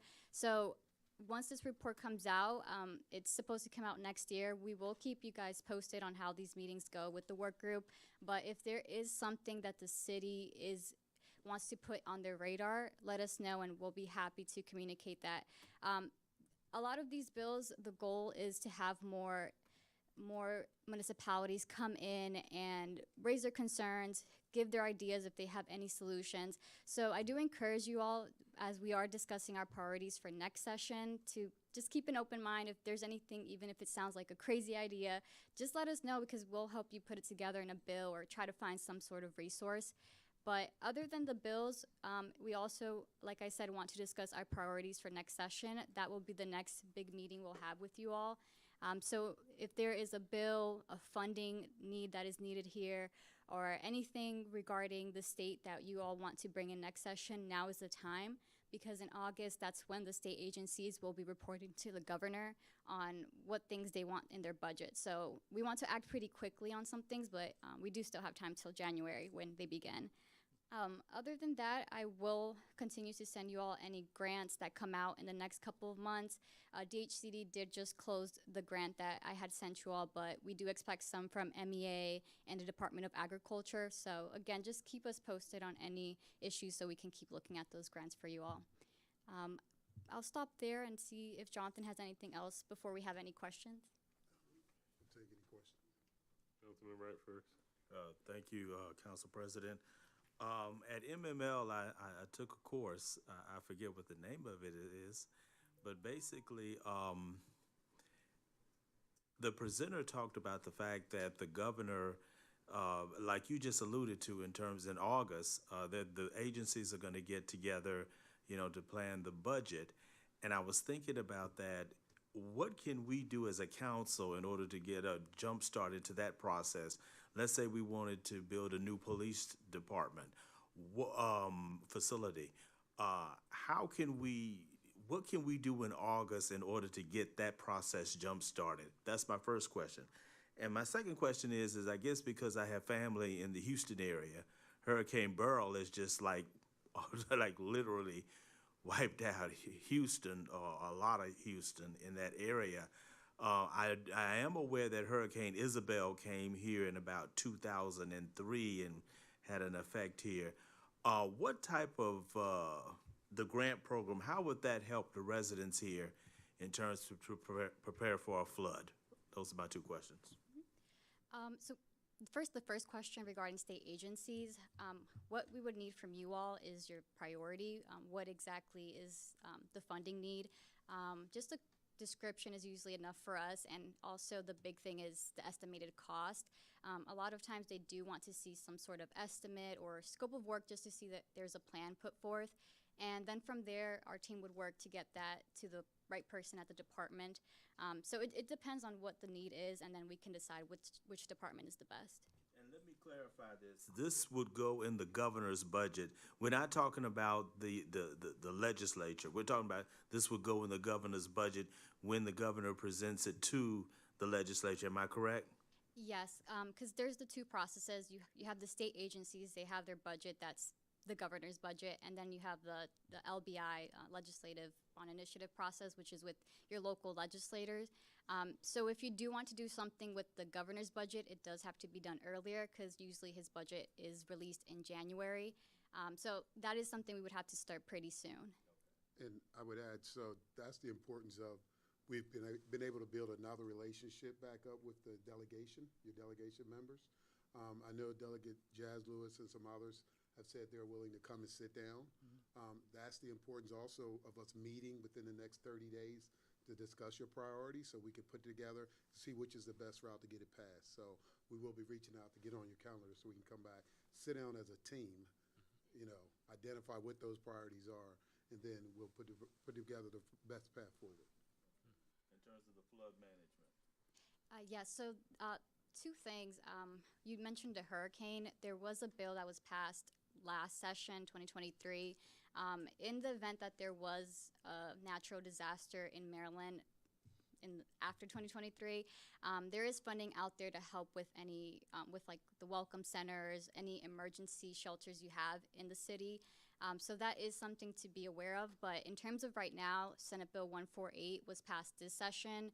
They added, I think the total now is $60 million of funding, where 40% of it has to go to an underserved or overburdened community, which I do believe Seat Pleasant falls under those categories. So that is, if you do want to tap into that, we can set up a meeting to see how we can go ahead and access that funding. Okay, thank you very much. I yield. Okay.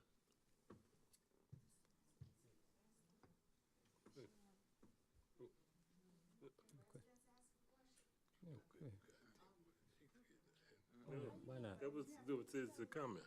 Let her answer. What- But I'm just hearing them speak for the first time, so I don't. Just let her speak. Go ahead, Ms. Stevens.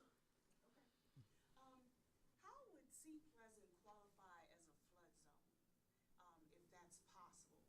We have a lot of residents here who are on a spring, and we have a lot of flooding in our backyards. We have people who are putting in drainage illegally. I mean, you know, they have to do what they have to do. But Seat Pleasant has been known for a long time to have flooding issues. What would we need to do as a community to come together and get that dealt with? Because the residents are tired of hearing about it's your property, that's on your land, we can't do anything about it. We know our city is strapped for funds, so they can't go to every house and help them with their flood issues. Is there something in the governor's budget or somewhere that can help the residents of Seat Pleasant deal with these flood zones in our backyard? So, Because it draws mosquitoes as well.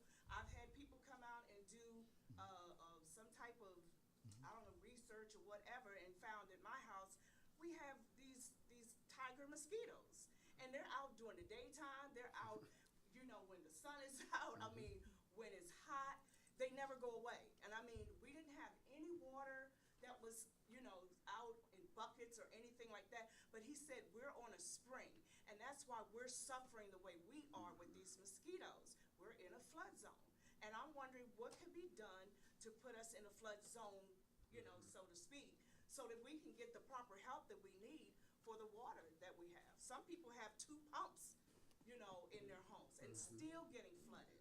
Some people, you know, they have all these hoses running from their house out on the street, and they're still getting flooded. I mean, I never use my backyard because it's always muddy, always. I don't care if it's a dry season, there's some mud somewhere, and we're starting to get sinkholes.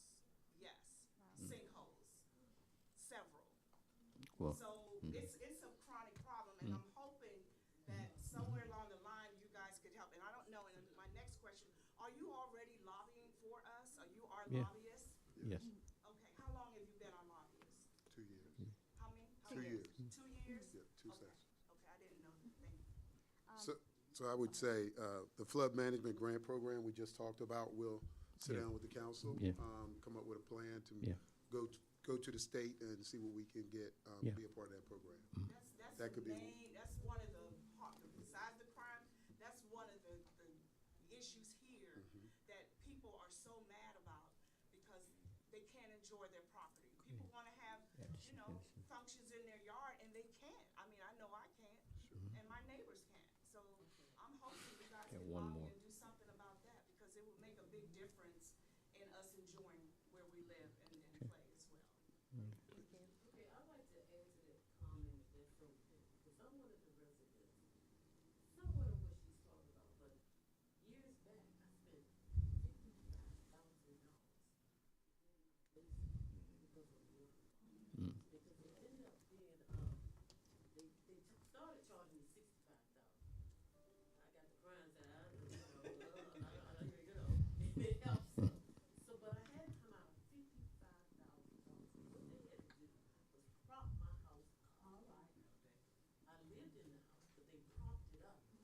They came through this company, they went around my house and tore up the roof. it's a water problem. But the average person, if I had to do it over again, I couldn't do it. But God bless me at that time, I could do it. But my greatest fear is that even though I spent just $55,000 just for the brick, that had nothing to do with me coming in for the drywall. When I finished with my basement, I had spent over $100,000. So I was practically almost in tears. To look at my basement now, you wouldn't know it.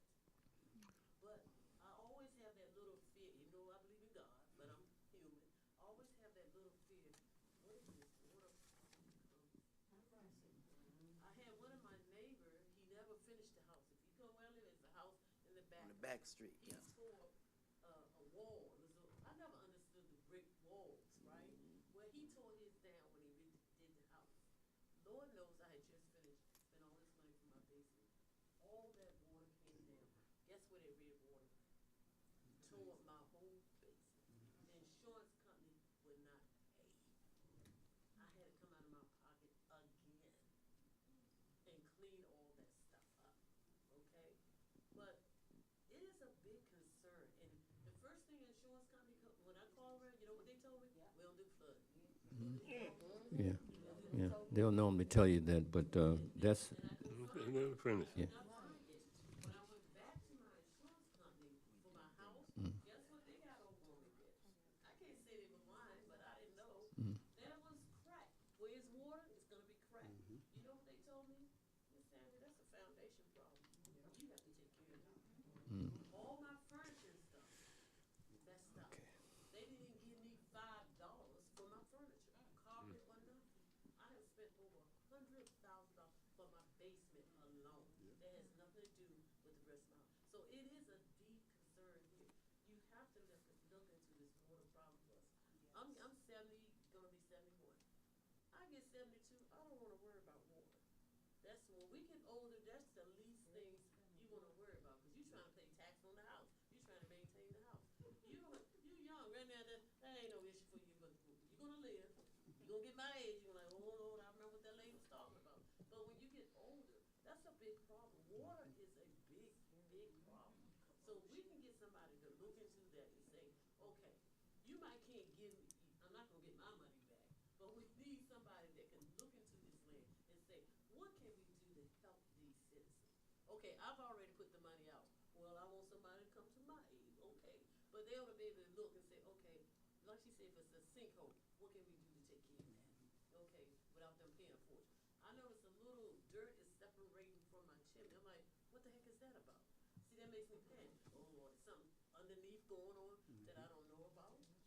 But when we get up in age, where are we supposed to get the money? Then your house is falling down.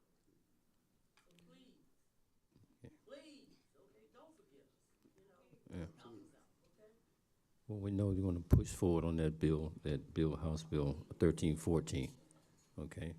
And that's extremely important, and that's gonna collaborate, bring all the cities together. That Tri-Area City, when we had a Liskin here, we had a group in here last week to talk about what we wanna do with reference collaborating with the other mayors and meeting, and the other council members. So that's important. So as the council, they may be going on a little bit of ice, but if you can get one right away so you can find out exactly what they need, that's important.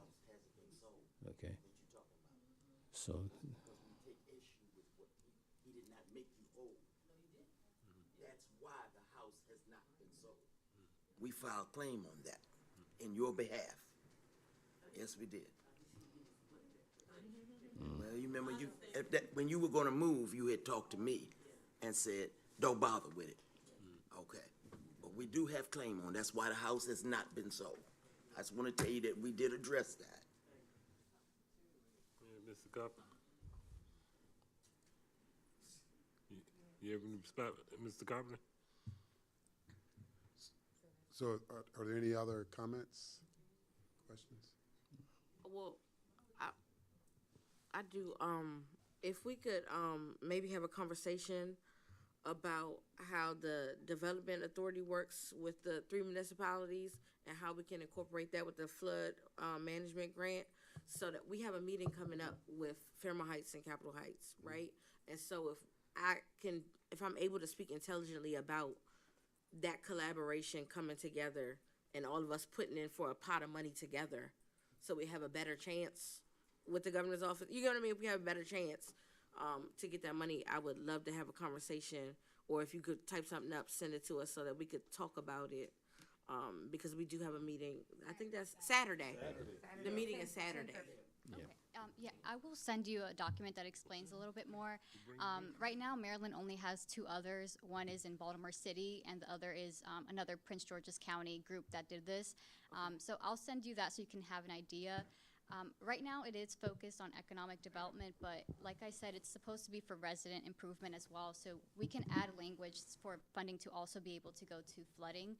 So that is just something that the group would have to agree on. All three mayors would have to agree on. Okay.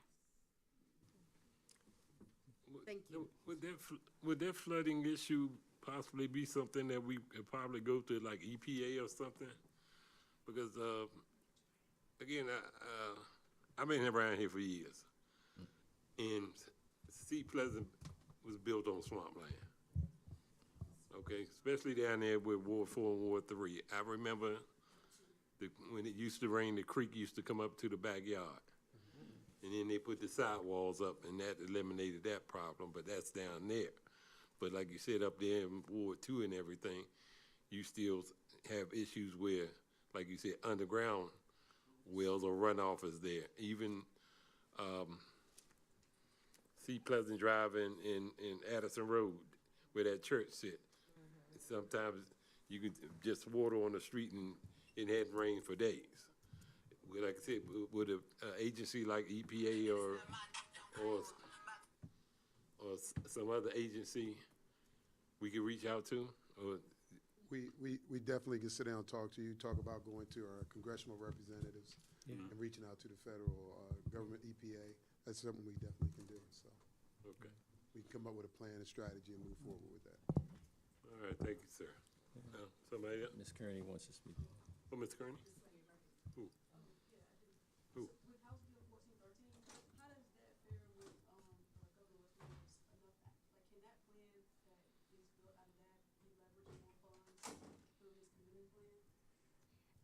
So typically, once a development authority is formed, the funding comes directly from the state. Depending on how the authority decides to form itself in the state, whether they want to become a nonprofit or a different type of charter, that would determine what they can apply to after. Are y'all following enough act for Seat Pleasant as lobbies? I'm sorry? Are y'all following the enough act for Seat Pleasant as lobbies? Yes. So that's part of the meeting that's happening in 30 days? Yes, we'll be discussing that as well with them. I have another question about the Blue Line Corridor. My understanding is, check me if I'm wrong, did we get left out of the plan to have the money allocated in this area to start building? So from what I recall last year, the departments did come here to do a presentation on their plan for it. So they did look for community input, but in terms of the funding, it has been, the decisions are ultimately made by the county and the state. But didn't they use our location as one of the qualifying locations for disparity? So how can they go back then and say we don't qualify, or they miss us altogether, when they actually did a study to show that we were disparate and needed this project? So how does that work?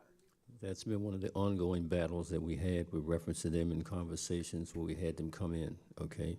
And that's why we're trying to go back after them again, okay, as a unified body, instead of one person pulling, okay, like Capitol Heights pulling in a direction, kind of battling us and going for funds. Fairmont Heights doing one thing, but we're going as a collective group now. That's important for us to do that. Exactly. We're going to be come in as more of a unified body. It's not like we haven't tried this before, but now we're looking to really do that in full force. And again, community participation is going to be very important as we do this, because all of us have to be participating. It's not just your elected body, but everybody come and express their views. They respond to numbers, okay, and persons that come and show that they have an interest in what it is that's going on in the community. And that's why it's extremely important that we do that. as far as what we'd like to see developed and so forth, we have some plans, okay? We've been putting together plans and asking plans for years, okay? But, and again, a lot of those comes in and this stuff goes on the outside as opposed to inside. And a lot of those projects, if you look at them, for the most part, they failed on the outside, okay, or have been modified and so forth to change. And that's because to me, you got to fix the core before you can start fixing the other aspects of what goes on. Or we just get left out. Okay, it's important. They change stuff and then they don't even tell the residents, and we're looking at these maps. We don't know what the heck we're looking at. I mean, it's just, word of mouth when someone tells you, because I found out in a meeting that our funds, it wasn't coming here. And that really shocked the bejesus out of me because I'm like, who else, if nobody else needs this development, Seat Pleasant needs it. We've done everything, followed all the rules, the steps, everything, as far as I know. Now, I know we did have some problems with our audits, and I'm hoping they don't hold that against us and try to make that as an excuse as to not helping us. But we really need some development over here fast, because people they wanna change. We want to grow. We want our community to grow. I don't feel safe in my neighborhood. I mean, because you cannot tell a firecracker from a shotgun, from a bullet. And I've had a bullet go in the hood of my car. Cost me $2,000, which I refused to pay for. What if I had been standing by the car? I could have got hit with that bullet. It is not safe here. And we need to do something about this, this disparity area. People are trying, they're like giving up, is what I'm saying. Everyone, most people I'm talking to, and I feel for them, they say, nothing's going to change. Seat Pleasant is never, well, we know that's not true, because a lot of times the residents aren't coming out and doing what they supposed to do, voicing their opinion. And you can't get anything done that way. So I'm praying that with the council that we have, that you guys will, and I know you're on top of things. I have, I may come with some negativity sometimes, but believe me, I'm in your corner. I'm pushing for you, okay? And I may sound like I'm negative, but sometimes you gotta push a few buttons to get people to move. This is serious. I pay a lot of taxes for my house, my little hovel. And I get sick and tired of seeing my money being wasted. So if you're wasting my money, you're gonna hear about it. Because this money is not easy to come by. And I don't like paying all these taxes. Okay, I have to do it, but I just want some results. There's a lot of programs that's been taken away from the residents that we don't have anymore. And I don't know if it's a budget constraint or whatever, because I just don't know. But there's a lot of things we used to do for these residents, and it's no longer here. So somebody has to answer. Okay, if we don't have the money, something's going wrong, be honest with your constituents and let them know. Have transparency so that they know what they need to do to get involved. If you hide stuff, then guess what? People find out and they feel like they've been hoodwinked. That's my opinion. Thank you, Ms. Stevens. Jonathan, anything else? That's it from us. Look forward to working with you. And again, we'll be following up soon so we can sit down and get these priorities moving forward. Okay? We appreciate you, sir. Thank you. Appreciate you, Leslie. Thanks, Leslie. Thank you. And, I get my phone. Mrs. Ball, are the people for? Thank you. All right.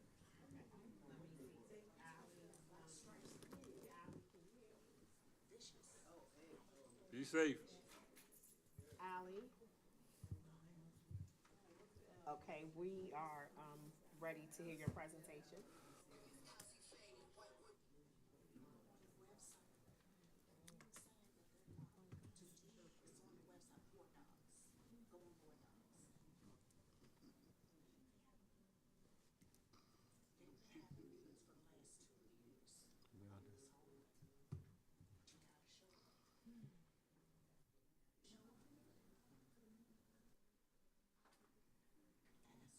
We cannot hear you, Ally. Yes, she's good. Yeah. It's getting late, yes. 9:26. Let them come again. Yeah, she's gonna have to come in. You wanna do a special session? Special. So Ally, unfortunately, we're having difficulties hearing you, so we're gonna have to reschedule for you all to come to meet with us in person, okay? I will send you an email or give a phone call. Half of this was campaigning. You know that. Okay. She don't come to no meetings, none. Legislation. Legislation. Wait a minute, before you move forward, I don't think Ally heard what okay, she muted.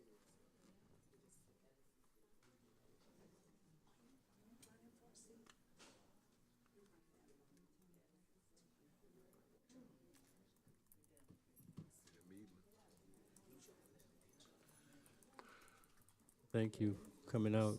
Thank you all for coming out. Thank you. Thank you for coming. Thank you. Please be safe.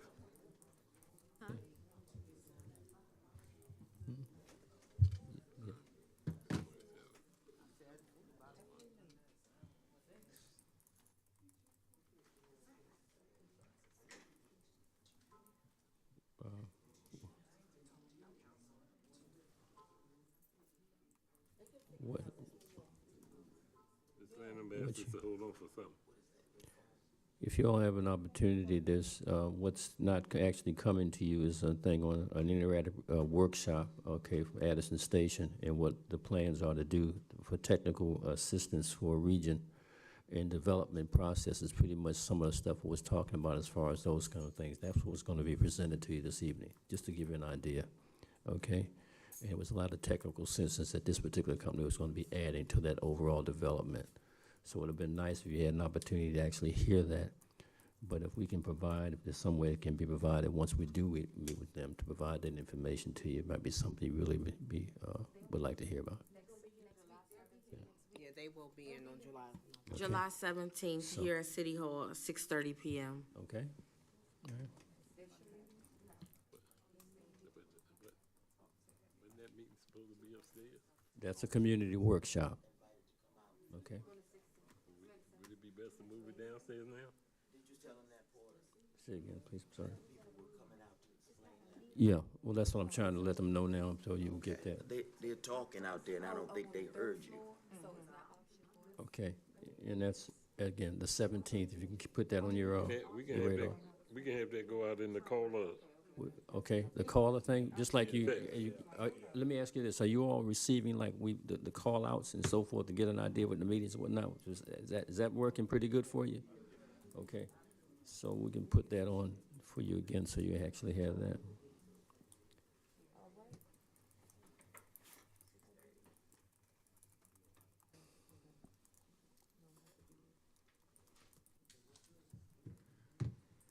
So where we going? Do we move forward, Ms. Lana? Yeah, I was still communicating with Ally and her team, just basically telling them to log off. So I was sending her a message, and she was saying something about the 17th as Mayor Porter was speaking. Okay. So we can move forward? Yes. Okay, legislation, ordinance O-25-01, amendment of the fiscal year 2024-25 budget, second reading. Ordinance 2501, introduced by City Council. They introduced July 1st, 2024, second reading tonight, July 8th, 2024, an ordinance concerning amendment of fiscal year 2024-2025 budget for the City of Sea Pleasant, Maryland, Section 1, be it ordained by the Sea Pleasant City Council that the 2024-2025 budget of City of Sea Pleasant as enacted by ordinance O-24-13 adopted on May 13, 2024 should be amended to include the training and environmental justice, human resources, public engagement, city administration departments, contractual services, debt services, vehicle lease purchase for environmental justice administration and public safety, city manager and executive assistant to the city manager's salary. Account title expenditures decrease the following line item: Training Department, Human Resources, Call Center 5270. Current budget amount 100,000, adjustment 30,000, new budget amount 70,000. Expenditure increase the following line item: Training for landscaping, tractor, street sweeper, supervisory management training, Director of Certification, Department Environmental Justice, Call Center 5220. Current budget amount 0, adjustment 30,000, new budget amount 30,000.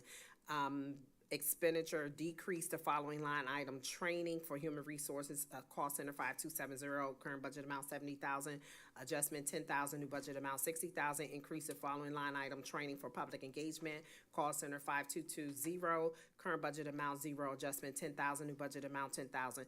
Expenditure decrease the following line item: Training for Human Resources, Call Center 5270, current budget amount 60,000, adjustment 8,000, new budget amount 52,000. Expenditure increase the following line item: City Administration for Staff Assistant Training, Department Administration, Call Center 5220. Current budget amount 10,000, adjustment 8,000, new budget amount 18,000. Expenditure decrease the following line item: Training Human Resources, Call Center 5270. Current budget amount 52,000, adjustment 42,000, new budget amount 10,000. Expenditure increase the following line item: Contractual Service for Audiovisual Contract, Department City Clerk, Call Center 5260, current budget amount 0, adjustment 25,000, new budget amount 25,000. Expenditure increase the following line item: Administration Contingency, Department Administration, Call Center 5460, current budget amount 680,698, adjustment 17,000, new budget amount 697,698. Expenditure decrease the following line item: Office Supplies for Economic Development, Call Center 5200, current budget amount 150,000, adjustment 7,500, new budget amount 142,500.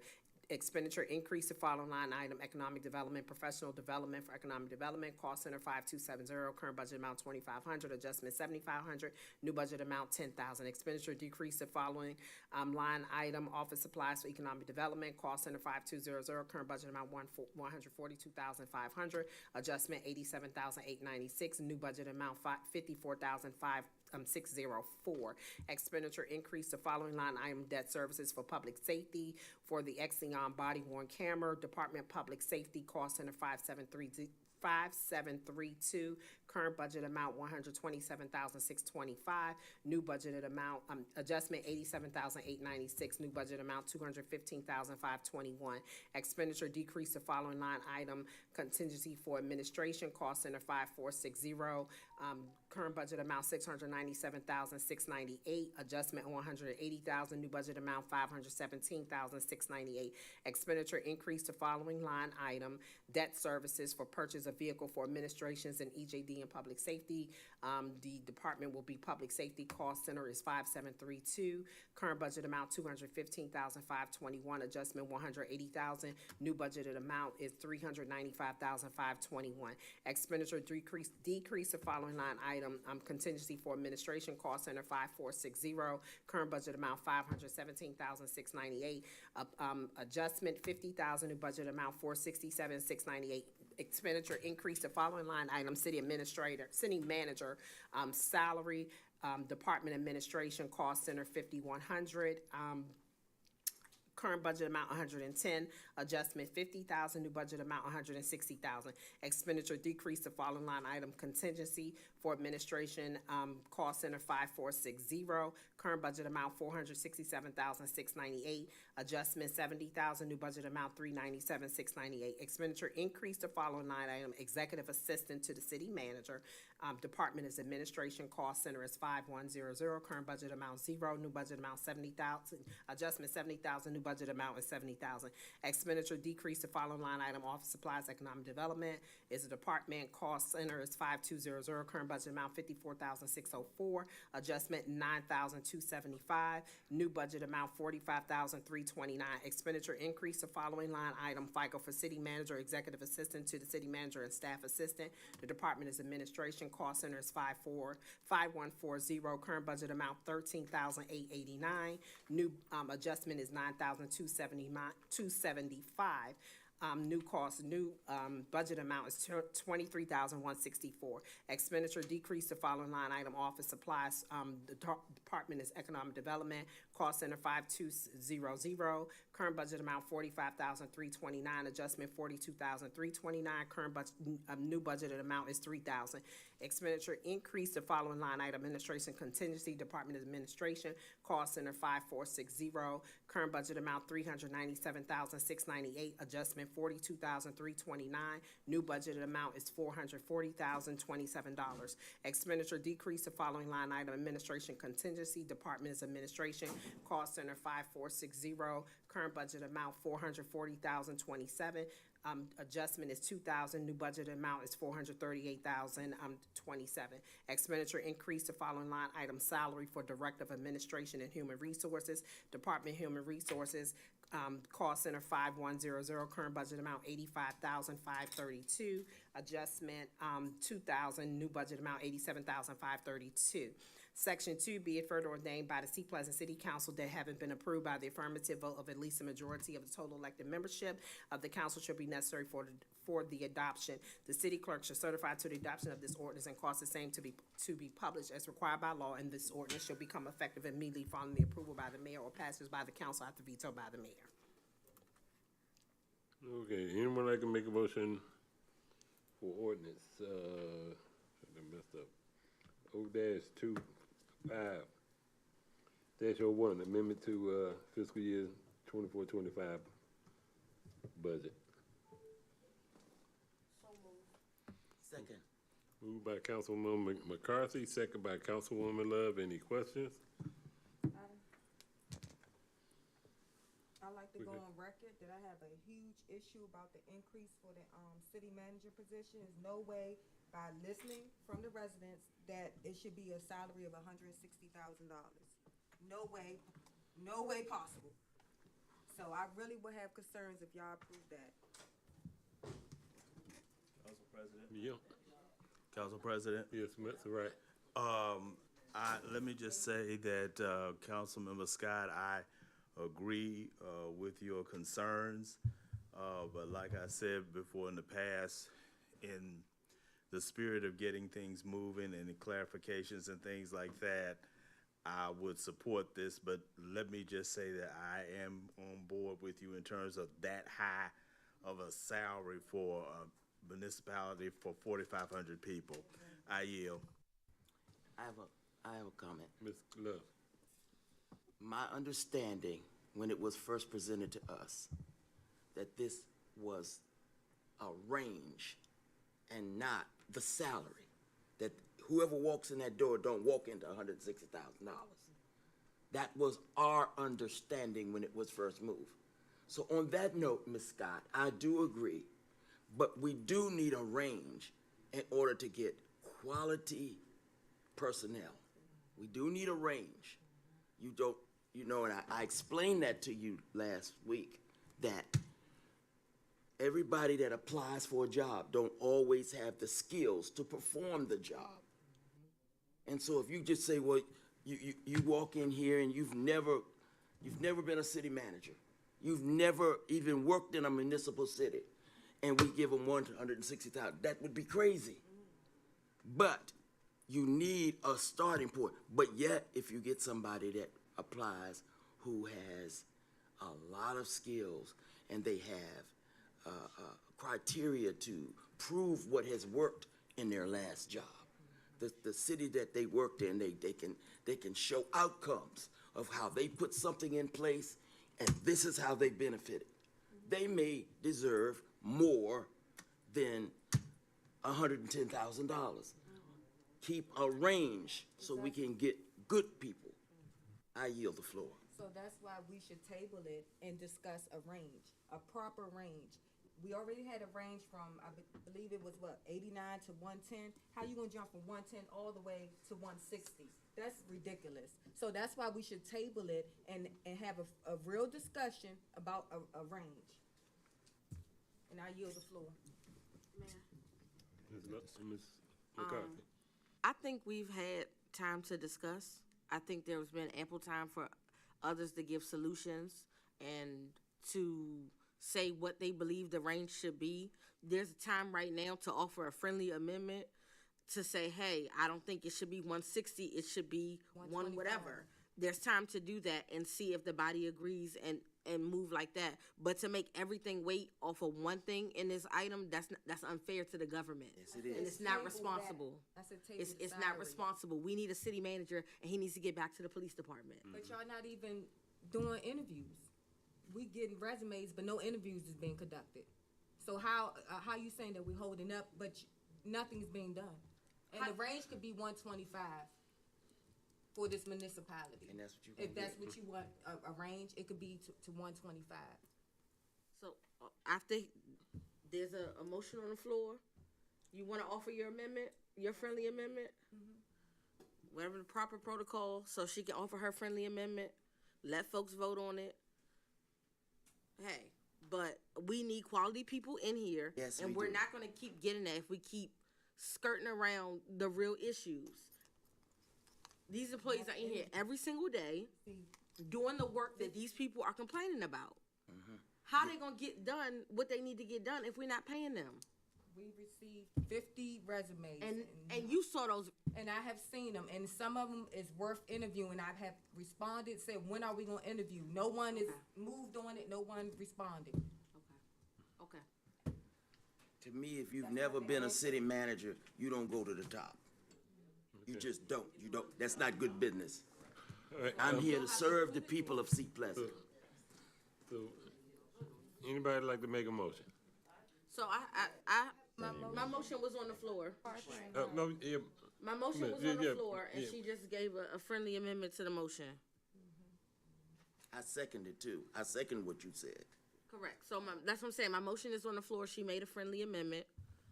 So, do we take the vote on the amendment or the first motion first? So, you normally will take the vote on the amendment, but the amendment has not been second, and she made a statement and not a friendly amendment. Okay.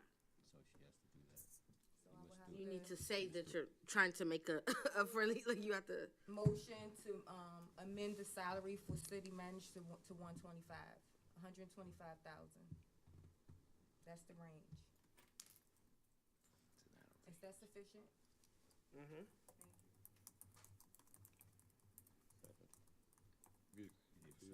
Can we get a second? I'll second it. Thank you. Okay. Any additional questions? Just a question. Question.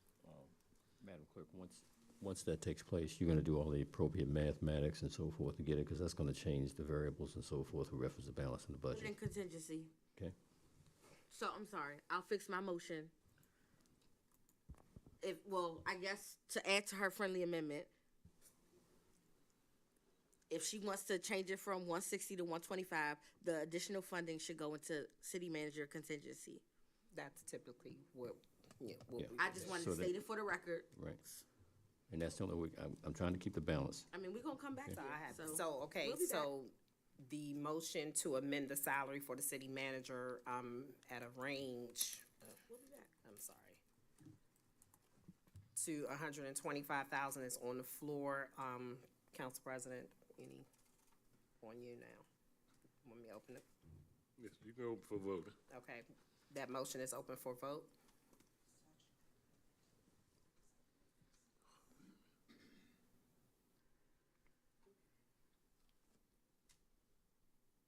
All right, my vision's bad. I want to make sure my hearing's good. Give me the motion again for the vote.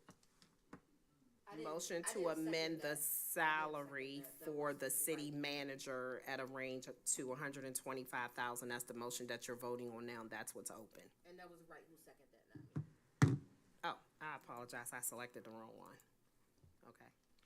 Did you add all We the? did. Mm-hmm. I'm asking about the additional language to the amendment itself. Okay, for the balance. You got that? Okay.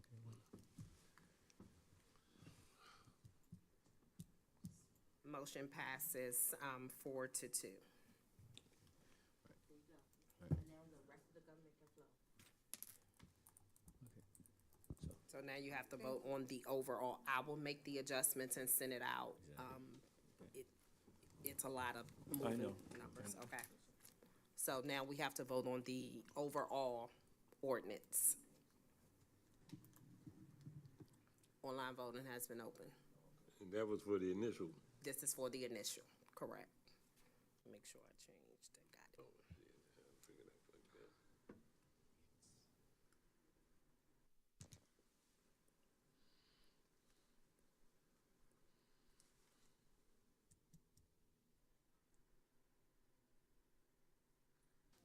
Mine didn't come up. No, I didn't get yours or Councilmember Scott. I can do voice vote for sake of time.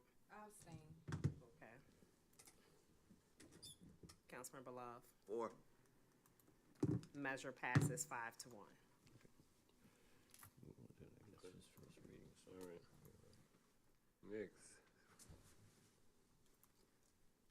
Ordinance, O-25-02. Get this there. Okay, ordinance O-2502, introduced by City Council, date introduced July 8th, 2024, first reading July 8th, 2024. Ordinance concerning Chapter 26 meetings, amendment of Chapter 26 meeting of the Code of the City of Seat Pleasant to impose discipline for rules of decorum by amending Chapter 26 meetings, Section 26-4 Code of the City of Seat Pleasant, 1994 edition as amended, whereas pursuant to Maryland Annotated Code, Local Government 5-201, 5-2021 and C 501A of the Charter of the City of Seat Pleasant. The Charter of the Council of the City of Seat Pleasant has the power to pass all ordinance not contrary to the Constitution and laws of Maryland or the charter as it may deem necessary for the good government of the city. Whereas the City Council desires to amend Chapter 26 meetings of the Code of the City of Seat Pleasant for the purpose of imposing discipline, and whereas the City Council deems it is in the interest of public health, welfare, and safety of the citizens of the City of Seat Pleasant and for the good government of the City of Seat Pleasant to enact this ordinance and to take actions as described herein. Section 1, be it ordained by the City Council of the City of Seat Pleasant that Section 26-4 of the Code of the City of Seat Pleasant 1994 edition as amended be and hereby is amended to read as follows. 26-4 Rules of Decorum. Section A, no changes. B, deleting council members, adding elected officials while removing the council, removing while the council is and adding in session, the members must preserve order and decorum, and the members shall neither by conversation or otherwise delay or interrupt the proceedings or the peace of the council, nor disturb any member while speaking or refuse to obey the orders of the council president. Removing members of the council, adding elected officials. Elected officials shall not leave their seats during a meeting without first obtaining the permission of the council president. What is in all caps here is the additional language that is being added to this section.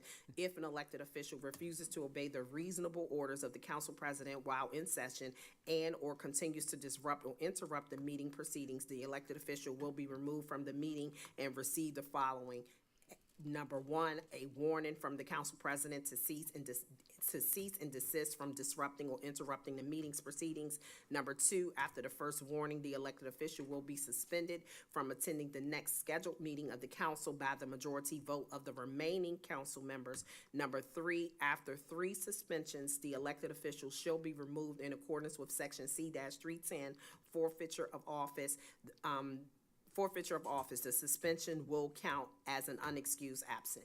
C through F of that same section has no changes. Section 2, and be it further ordained by the Council of the City of Seat Pleasant that the recitals to this ordinance are incorporated herein and deemed a substantial part of this ordinance. Section 3, and be it further ordained by the Council of the City of Seat Pleasant that other ordinances or parts of the ordinance or provision of the Code of the City of Seat Pleasant in conflict with the provisions of this ordinance are hereby repealed to the extent of such inconsistency. Section 4, be it further ordained by the Council of the City of Seat Pleasant that the title of this ordinance or condensed version thereof shall be deemed to be and is a fair summary of the ordinance for publication and all other purposes. Section 5, be it further ordained by the Council of the City of Seat Pleasant that if any section, subsection, sentence, clause, phrase, or portion of this ordinance is for any reason held invalid or unconstitutional by any court or competent jurisdiction, such portion shall be deemed a separate and distinct independent provision, and such holdings shall not affect the validity of the remaining portion of the ordinance, it being the intent of the City Council that this ordinance shall stand notwithstanding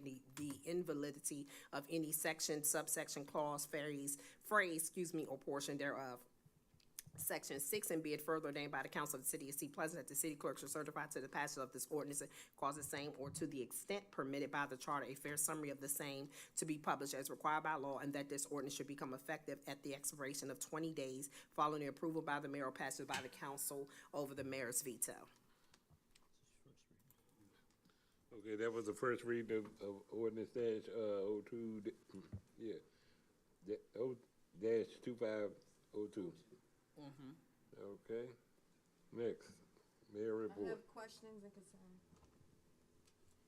I have been, when we first, received board docs about this agenda, I have, been asking questions since July 5th of why this ordinance is on the agenda. I still haven't got any type of direct information to why. I still have concerns because it should be on here as a discussion, and the discussion only, because everything should be vetted through the committee first, because that's how it's always been done. Ordinance changing, every ordinance that I have done, it has been vetted through a committee, and then they make the recommendations, and then it's brought to the council. So I don't know why it's a different process all of a sudden now. And I still can't get any answers. Just quiet. You got a response, when it came in. And when it came in, I told you this was due to a concern of several of the council members. Based on several activities that had pretty much been going on throughout this year. And several council members have voices vetted with frustration,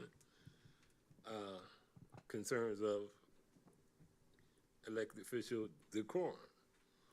So I felt it was best for this type of language to be added to the charter. So that's why it's on this agenda, and that's why we're having the first reading. So, one more thing. Where it states in the charter that you allowed to do this? That's what I wanna see that. I haven't seen that as of yet. President, I sent you that earlier. He sets the agenda. If somebody requests it, he can put it on the agenda. And as he just stated, several people have requested it, and that's why it's on the agenda. I gave you the whole rundown earlier. I gave you the whole rundown. I told you exactly where you could find it in the charter. I gave you everything you needed. I don't know if we're reading two separate things, but it says what it says. Okay. It's there. Because I'm raising my hand, so. Like I stated, and I responded to you, I read what you sent, and it's nothing pertaining that a ordinance is a discussion. Anybody can come and want a discussion on the agenda. It does not say a ordinance. That's what, and I responded to you, and you didn't respond back because it's stating facts. He can't just put an ordinance on the agenda. He can put a discussion on the agenda. And I yield. Councilmember Wright. Okay, let me just say that, let me stress what Councilmember McCarthy said, that the president has the powers, the implied powers, to put this on the agenda. He has the implied powers, and, you know, these documents, whether it's the Constitution, the state constitution, or the charter, the executive leadership has not just the executive, but legislative leadership have the applied powers to do such a thing. Now, let me just say that the way this ordinance and the spirit of this ordinance, I do not support, because I believe that it is the citizens who elect the council members, and it should be the citizens who take the council members out. I don't think it's fair if a body decides they don't like a particular council member, so they decide, well, we're just going to impose sanctions like this legislation. So based on that, I would not support this legislation. I yield. Would you like to speak? Yes. This looks like a witch hunt, to be honest with you. You don't like a person, so now you're creating charter amendment to This get rid of isn't- the person you don't like. As I said, this looks like a witch hunt. You cannot create a charter so that you can get rid of someone that you don't like. Trust me, been there.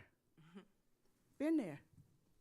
Very painful to see people come against you and use their laws because they don't like something about you. They've heard something about you that they didn't like.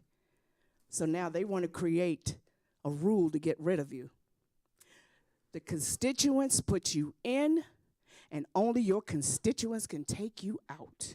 If you have a majority of a percentage of your city, I don't know if it's 60%, 60, 80, but if you have a percentage and it comes before the council, yes, it can be done, but not the way you're doing it. I'm sorry. I don't support it either, and I hope you don't.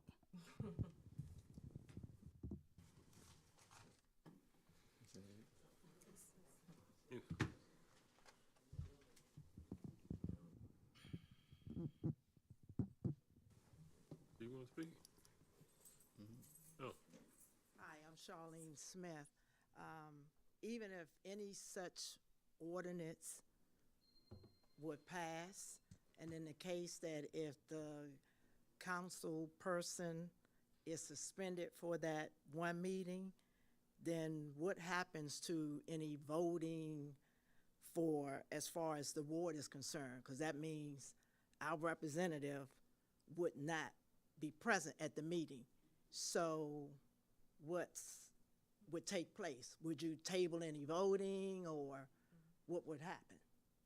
Because that means that leaves that ward open because of whatever it is that, this ordinance.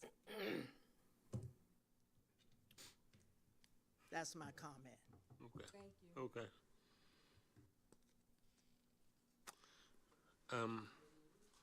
Any other discussion?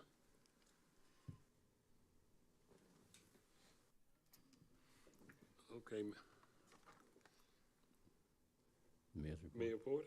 Okay, in lieu of the fact that we've been here for quite some time, okay, the mayor's report pretty much was in board docs. We've pretty much gone over it. I've attended pretty much all the meetings, okay, that we've had. I've attended meetings also outside of the other organizations that I'm involved in, okay. Some proclamations for citizens and so forth, part of the duties of the mayor. Attended this summer conference and community walks. And that's pretty much the gist of it. I mean, there's, you can go into board docs and see exactly everything that we won't have to go through the whole 9 yards. Thank you, Council President. That concludes my report. Okay, and now for my report, Council President. My report is in board docs as well. If you want to view it, like you said, it's in board docs, but I attended work session June 3rd, public session June 10th, closed session Wednesday, June 17th, no legislation. Meetings with, had a discussion with Mr. Maurice Sampson, right? Simpson. PGC, Prince George's County Town Hall that was held at Bowie State. Showcase webinar on May 14th, PGCMA May 16th, District 7 Roundtable June 27th, events, District Heights Day, Community Ward Walk with Councilwoman McCarthy, Seat Pleasant Juneteenth celebration June 15th, Ward 2 Walk with Councilwoman Love and her community. Attended the MML conference. There were no committee meetings for the month, and I believe everybody showed up for meetings during the month. City manager. Chief Harris has stepped out to the restroom, and his city cell phone is here, but his report is also listed in board docs, and I'm not certain if he needed to provide any additional updates. Okay, no new business, no unfinished business, but can we give him a minute just in case? Yeah, that's what I was gonna ask. Can we just read the announcements and see if he has anything to say once he comes in? That's if that's the pleasure of the council. Okay, you got your read now, though? Okay, announcements, 8 announcements. 8.1, Ward 3 Beautiful Front Yard Competition Best Yard Award from May the 1st to October the 1st, 2024. Councilmember Scott, do you want to say something about that? I started this competition, this is going on the 4th year. I brought it to the city of Seat Pleasant, and it's going excellent. It inspires people to get out there and get in their yard, and I'm excited. I love watching the smiles when I come and give them a certificate. It's just it's real heartwarming to me, and I'm gonna keep it up. And it looked like that also other wards has been joining in and also been, doing the same thing. So, good job. Okay, thank you very much. 8.2, Ward 4 Beautiful Front Yard Competition Best Yard Award from June the 1st to October the 1st. Do you want to say something about it, Council President? Yeah, like Councilwoman Scott said, it seems like this has sparked an interest in some of the residents. I plan to present the award for June later this week. But I've been riding around seeing people running up the water bills and getting on their hands and knees and getting their hands dirty. I thank you. All right, thank you, sir. 8.3, Ward 3 Community Picnic, Friday, July the 19th, 2024, at the Fun and Fitness Park, 6200 Sea Pleasant Drive, Sea Pleasant, Maryland, from 12 to 4 p.m. Rain date, Saturday, July the 20th, 2024. Councilmember Scott, do you want to say something about that? Well, this is actually my second community gathering that I just put together. When I was elected in, it was very, very rough, in my ward, just to build trust and people not knowing the previous, council members. So I worked so hard to get out there, and that's all I want to do is stay connected with the community, especially in Ward 3. And that's why I came up with this again, to try to, revisit it, just to get people out and just talk to one another and just meet one another and just, just try to bring something different. I'm keeping it, very low, costly, and just trying to, the main thing is just bring people out, so. All right, thank you very much. 8.4, Ward 5 Community Ward Walk, Wednesday, July the 24th, 2024. It'll start at Seat Pleasant City Hall, 6301 Addison Road, here in Seat Pleasant at 6 o'clock p.m. 8.5, 2024 PAL Splash Party, Saturday, July the 27th, 2024 at Goodwin Park, 311 68th Place here in Seat Pleasant, when that will take place from 2 to 6 o'clock p.m. I'm gonna do this in a block, and then I'll ask the mayor to comment. Mayor's Community Picnic, Saturday, July the 27th, 2024, Seat Pleasant Park, 801 Birchleaf Avenue, Seat Pleasant, or Seat Pleasant Fun and Fitness Park from 11 a.m. to 2 p.m. And the Mayor 8.7, the Mayor's Community Picnic, Saturday, August the 10th, 2024, Goodwin Park, 311 68th Place, Seat Pleasant, from 11 a.m. to 3 p.m. Mr. Mayor, do you want to comment about these? The only comment that I have outside of the dates and so forth, there's some flyers that should be present, also a blast to let you all know exactly what's coming out of that. It is a community cookout. I'm taking out the word picnic. It is a cookout, okay? Okay? And that's what it should have been there. So there'll be a modification on that, and that's what I had sent in, but I guess we just got there. It's a time for people to come out and we're gonna have some activities, but people to come out and talk. Me and eat a little, should break a little meal together, but break bread, and let's just talk about what's going on in our community, and that's extremely important to me. And there'll be some services that'll be provided at the same time. Yes, ma'am. I have a question. Why are we having two of the same events? Why can't they be combined together with Ward 3 and the mayor? Because this, to me, to be honest, it looks like campaigning. You know, it's a matter of talk, it's a matter of us communicating with the parties and them actually doing something and so forth. And if we're able to do that, all I can do is do a reach out, and I don't know if there was a reach out, you know, so, but it's been scheduled and so forth, and I've been trying to get a community arrangement for a while. Yeah, well, no, they're different, right, understood, okay. No. Oh, pardon me. She had her event. My understanding was it was for the whole community. This is information. This is informational sources, okay, and so forth. I mean, okay. I'm not trying to make You're it right to it. I'm trying to save money. I pay taxes. What? Put order. You finished? I am done. Mr. Harris, do you have anything, Bruce, concerning your report? No, my apologies. I had to step out for a second. My report is in board docs. Certainly, if you all have any questions, I'm more than willing to answer. The only other update is that I did do a walk with Mr. Barber last week regarding some of the roadways and particularly the sidewalks. And so we're going to have to look at a capital plan for the sidewalk repairs in quite a bit of our areas. So I think that needs to go on to one of the future plans.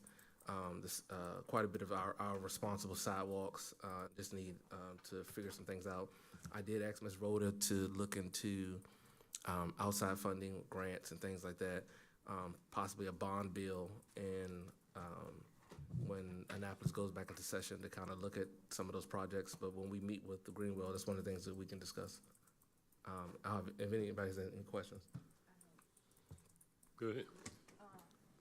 I have raised my concern in reference, so when you say sidewalks, are you speaking in reference to repairs or actually adding sidewalks? Because I have numerous times, my concerns on Sea Pleasant Drive, that people are forced to walk into the street.